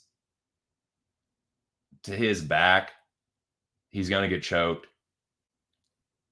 I don't know, man. I just see Roman finishing him. Silva and the Chiefs parlay. The Chiefs are gonna win the Super Bowl. They're gonna let Taylor and whoever I can't remember the other fucking tackle's name, but yeah, the Chiefs are gonna win. The refs are gonna let them hold like a motherfucker. They're gonna let the Chiefs win. They are. If you think that the powers that be are gonna miss out on Taylor Swift and Travis Kelce, like, kissing as the fucking red and white streamers are coming down, if you think they're gonna miss out on that, you're drunk, baby. Morning time, you wake up, you're drinking. No, that's no good for that. You're drunk if you think that they don't want that. They're going to do everything they can to make that happen, because it's been the narrative all fucking year.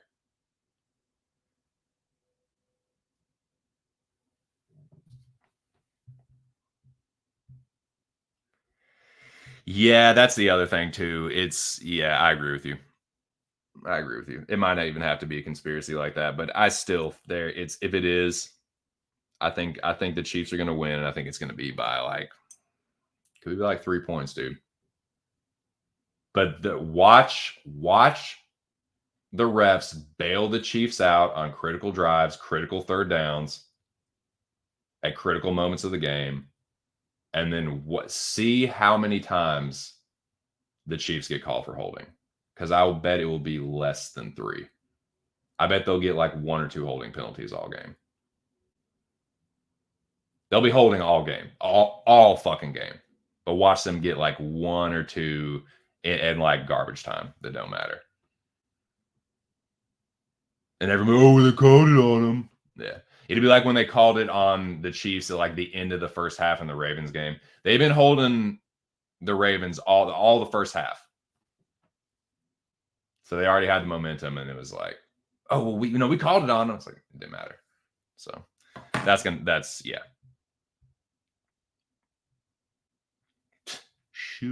Sure for that. Yeah, he's going to look like a rookie. At some point in the Super Bowl, he's going to look like a rook. Sorry, I don't think we have another Roethlisberger here. Not with all the narrative that is going in the Chiefs' favor and how much the refs have been blatantly bailing them out all year. Nah, dude, they ain't letting that happen. They're not going to fucking all of a sudden buck that narrative for Brock Purdy. For Brock Purdy and Christian McCaffrey. Nah, dude. Nah.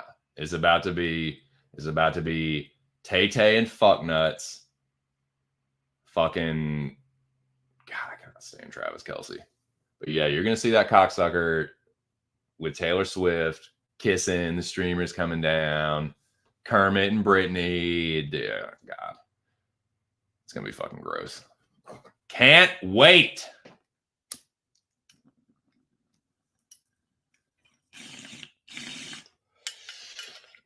But yeah, boys, that's about all I got, honestly.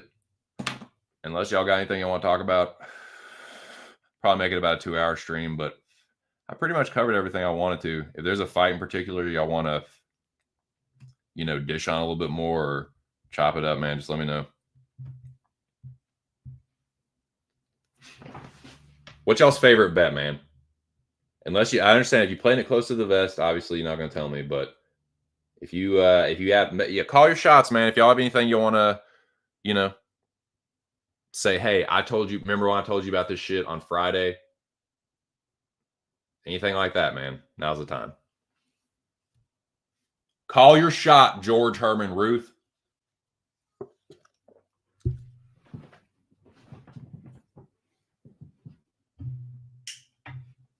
Y'all know what my janks are.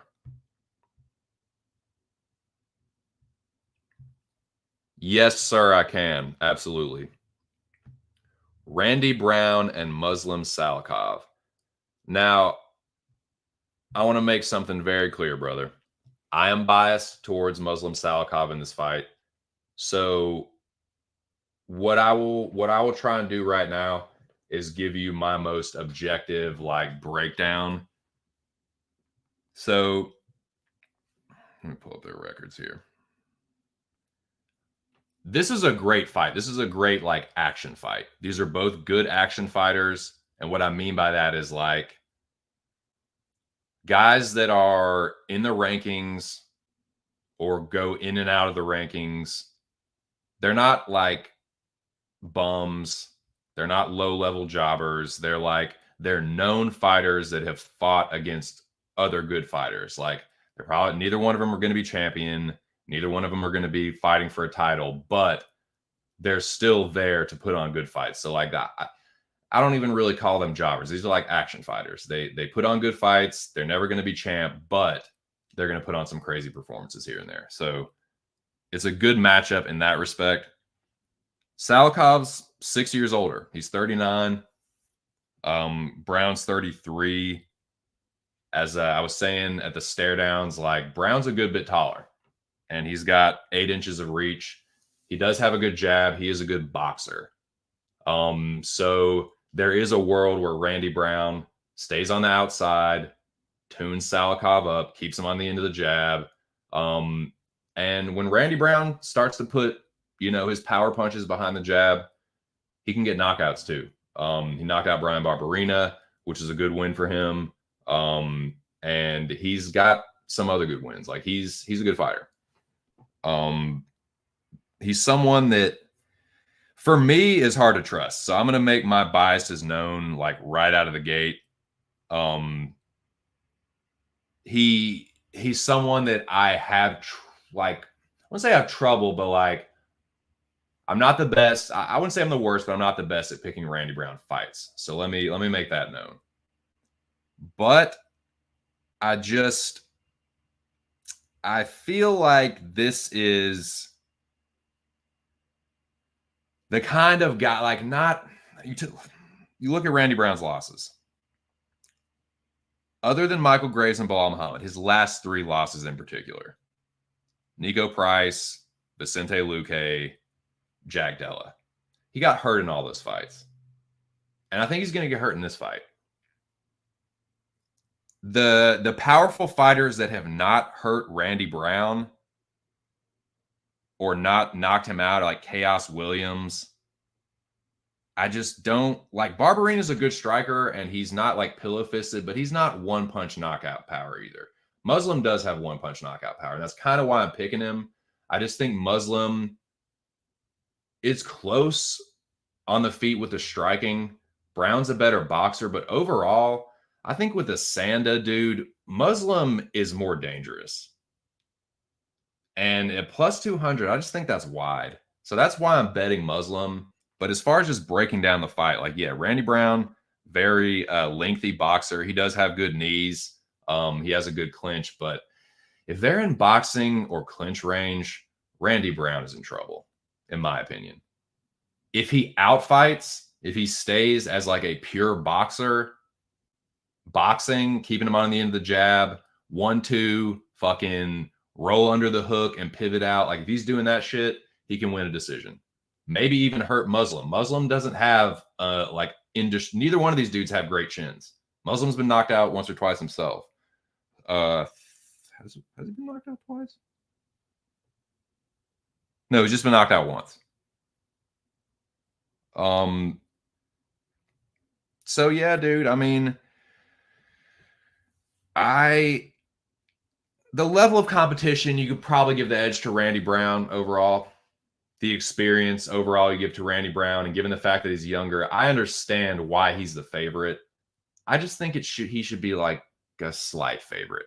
Kind of like the Araujo and Natalia Silva. Like I get why he's the favorite, but maybe not that wide. And I just think stylistically, man, like this is one of those like Muslim's kind of an awkward dude to fight, man. He's you think you're like, oh, this old fucking dude, he looks old and like withered and shit.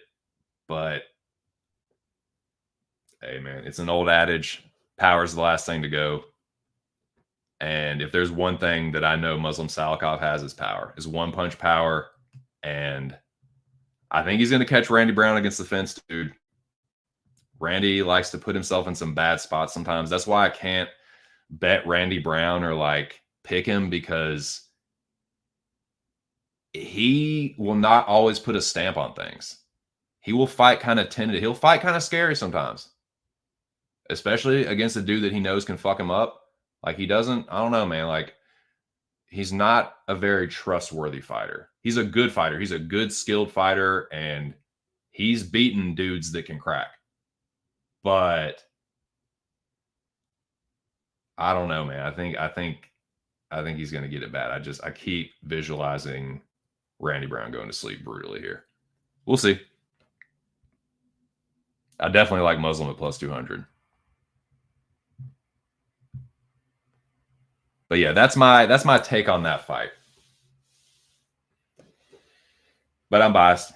I'm betting Muslim Salikov. So again, I've already started in my mind to like, you know, the confirmation bias shit. So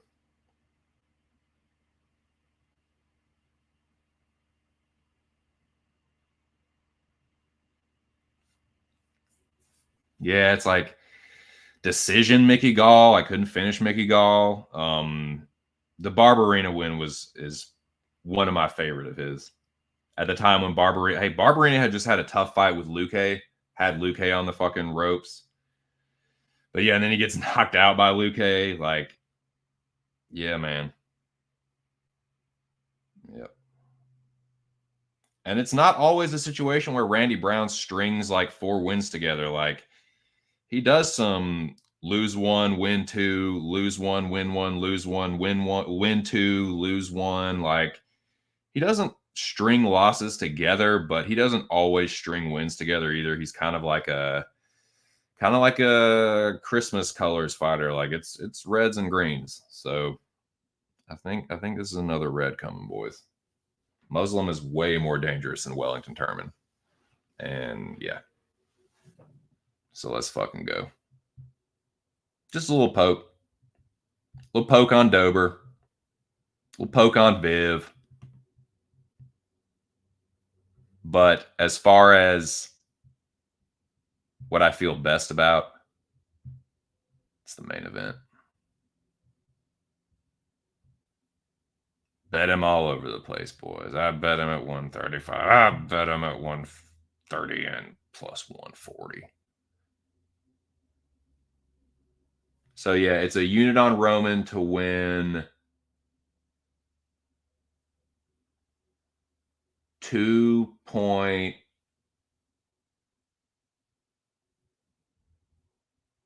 Is that right? Yes. Yes, to win 2.2. So yeah, I like it.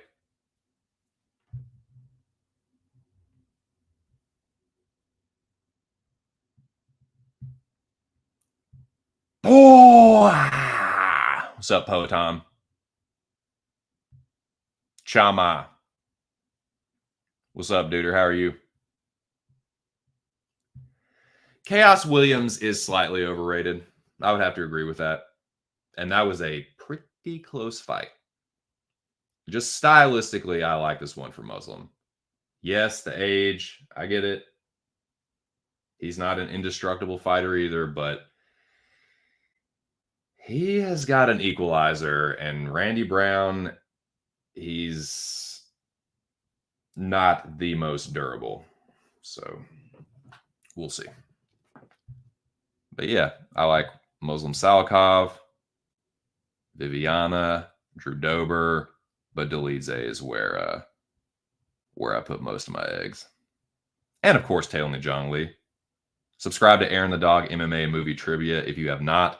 Check out his Wednesday night UFC breakdown show. This last week's episode was fucking dope. It was Aaron the Dog, MMA Line Mover, and your boy. It was a good time. Check it out. Give it a like. So yeah, this was the Jong Lee. Aaron gives out a Jong Lee parlay every card, which is a 5-leg parlay that usually includes at least 1 or 2 underdogs. This week is 3 underdogs. Favorites full of underdogs. Full house, if you will. I think that's how you would say it. I'm not a card player, but I was trying, boys. I don't know. That's the Jong Lee this week, though. I like it. It's greasy. It's risky, but it's also like if it hits, that's setting your boy on a good course going into the spring. This fan will not stop fucking fanning shit. But yeah, that's my slate. That's what I like. These are my picks. They're up on Tapology.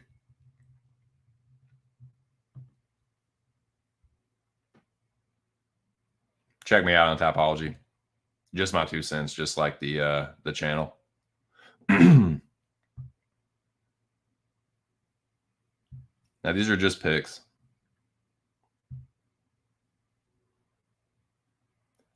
I could see Garimbo going to sleep in that.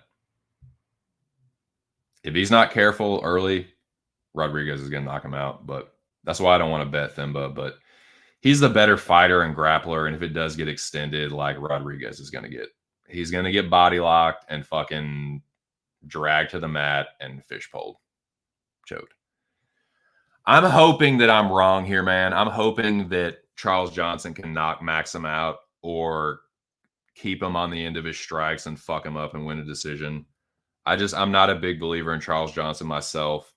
He's not a bad fighter. He's a pretty decent action fighter, but man, like this kind of fighter has beaten Johnson before. So yeah, let's hope he can't get the takedowns and Charles can piece him up for the Jong Lee. Molly McCann feels like the safest parlay piece. I don't like Chuck Buffalo. I like Muradov to knock out Kizriev, but I don't have the stones to bet it. I do have the stones to bet Araujo. I found the courage, boys. I found the minerals. I found the strength in my fucking scrotum sack, my balls and my dick. And I bet it. Only a quarter unit, but yeah. Gotta start somewhere. But yeah, give me Araujo. I'm fading fucking MMA Twitter. I'm fading the paradigm of chastity and virtue. I'm fading the fucking 26-year-old virgin. But yeah, give me Salikov for that knockout. I think Dober's going to chin Moicano. I like Money Moicano a lot. I like Hanato, but his fatal flaw is the chin. And if there's one thing Dober knows how to do, it is crack, and he does it early. And Moicano likes to get nitty and gritty early, and I think that's a recipe for fucking disaster. So yeah, give me Dober. Got a core unit on Dober, and Got a full unit on Dolidze. He should not be the underdog, and I think he submits Imavov. That is all I got. If y'all have any final thoughts or opinions or anything you want to throw out there, anything you want to brag about, call your shot, Babe Ruth. Who's going to fucking get it done? And I will shout y'all out on Monday. I promise I will. That's my worry. That's my fucking worry.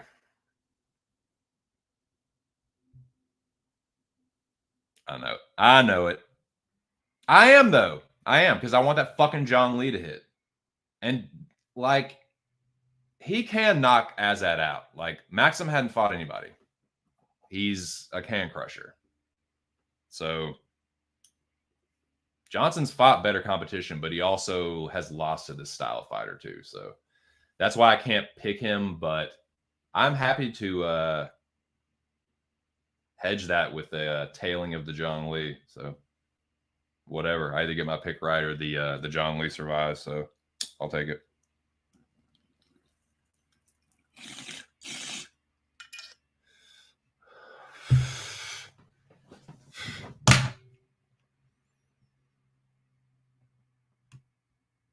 So yeah, anybody got anything to say? Anybody got a bold prediction, a hot take, or anything?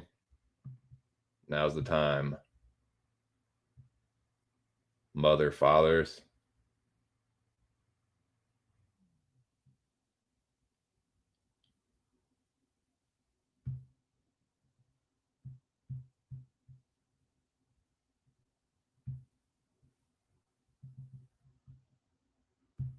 This is who I thought was looking sharp for the weigh-ins. For the record.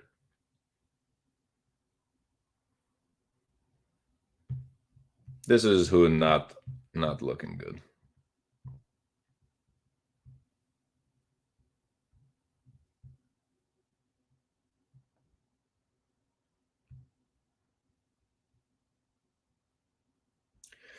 But you know what, Rudy the Rabbit? It just doesn't matter. The better fighter will win. It doesn't matter how they look. It matters how they fight and the skills that they possess and the heart that they possess. And that does not show on the scale. So that's what I would say.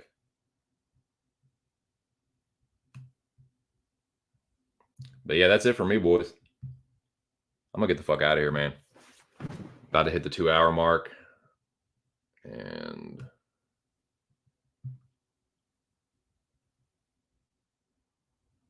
that'll be it. Bell beat you about crazy as fuck. You just trying to wind me up right here at the end, aren't you? You just couldn't fucking help yourself. I know you're just joshing about, but still. That. All right, Anik pulling fucking stunts. Going down and away, but Min more. Fair enough. General taking notes. Builder exposes the fake Zhang Li. What up, Big Moise? Shit, I was about to say the same for you. I was about to say, where art thou, Moise? But I was asking that myself, Moise. You tell me, Bubba. You a bit closer to Jackie Boy than us. Take a puddle jumper over there to the United Kingdom. Track him down. Do a wellness check, man. Jackie Boy, wherever you are, if you hear this, I hope you're doing well, Bubba. I hope that your hiatus from the community is for good reason. Like, I mean that genuinely. Like, I hope it's like something not bad, is what I'm trying to say.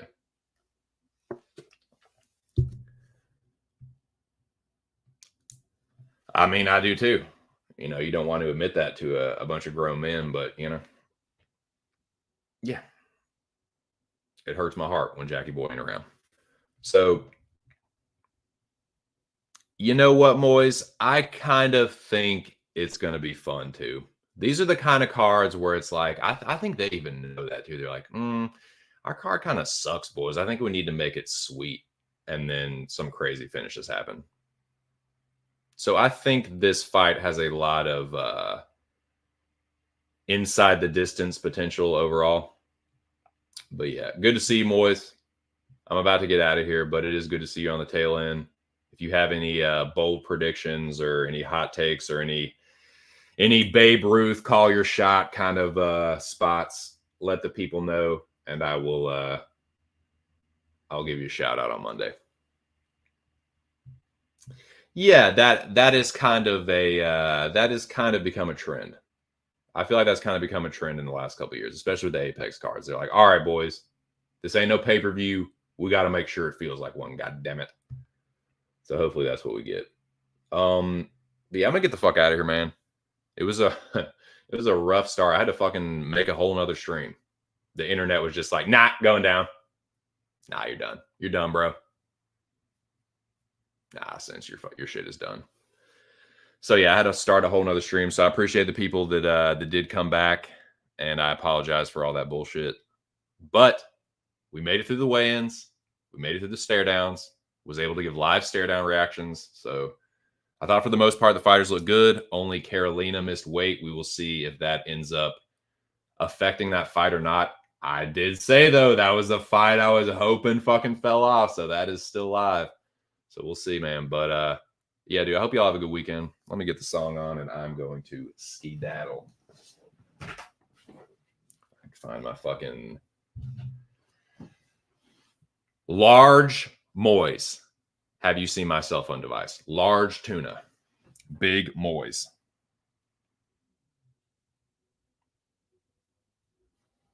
I found it though, don't worry.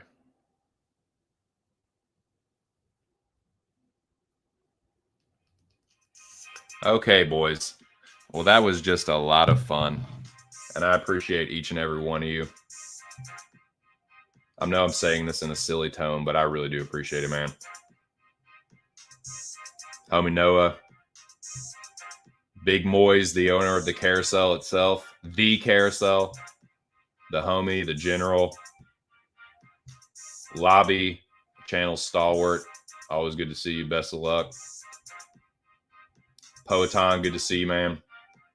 Have a good weekend. Best of luck to you. If you're getting greasy with this card, I'm getting a little greasy myself. Best of luck to all you boys, man. Let's all get fucking rich, dude. Jimmy, cheers. You did have the first comment. I did not forget that. And I will not forget that. And you definitely get a couple free beers. Hell, you get a free 6-pack, Bo. Best of luck, Jimmy. Best of luck with the Trout Palomino fight. I think Trout is the side, in my opinion. Zach, good to see you. I saw you in the one earlier too. Appreciate that. Hope you have a good weekend. And yeah, that's it, boys. That's all I got. Enjoy your weekends. Best of luck. Shout out to the boys at Pub Sports Radio. Make sure y'all sign up for the weekly. I would say weekly, but it is going to be weekly now. Every UFC event, Jeff Slaughter gives away $100. All you got to do is be the best at making the fight picks. You sign up at pubsportsradio.com. It is so fucking easy and free. It's not even funny. And if you are the best, you win $100. I am proof positive of that, boys. I will be looking to win my fourth fucking contest victory. I will be there in the chat Saturday night talking my shit, hopefully cashing my bets, and hopefully winning that contest again. So shout out to all them, man. Make sure y'all go download the MMA Locker Room Talk podcast.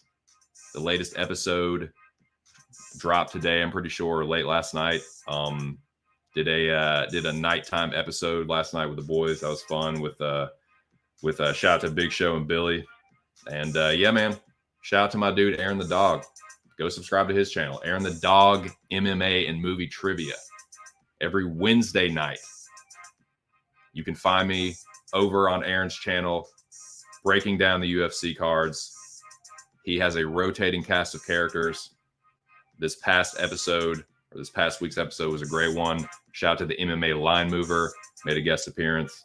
So best of luck to him. Best of luck to everybody this weekend. Shout out to the fucking Dome, the greatest group chat in the world. Best of luck, boys. Appreciate all the support. And yeah, that's it for me. Just my 2 cents. Catch y'all in the next one. Peace.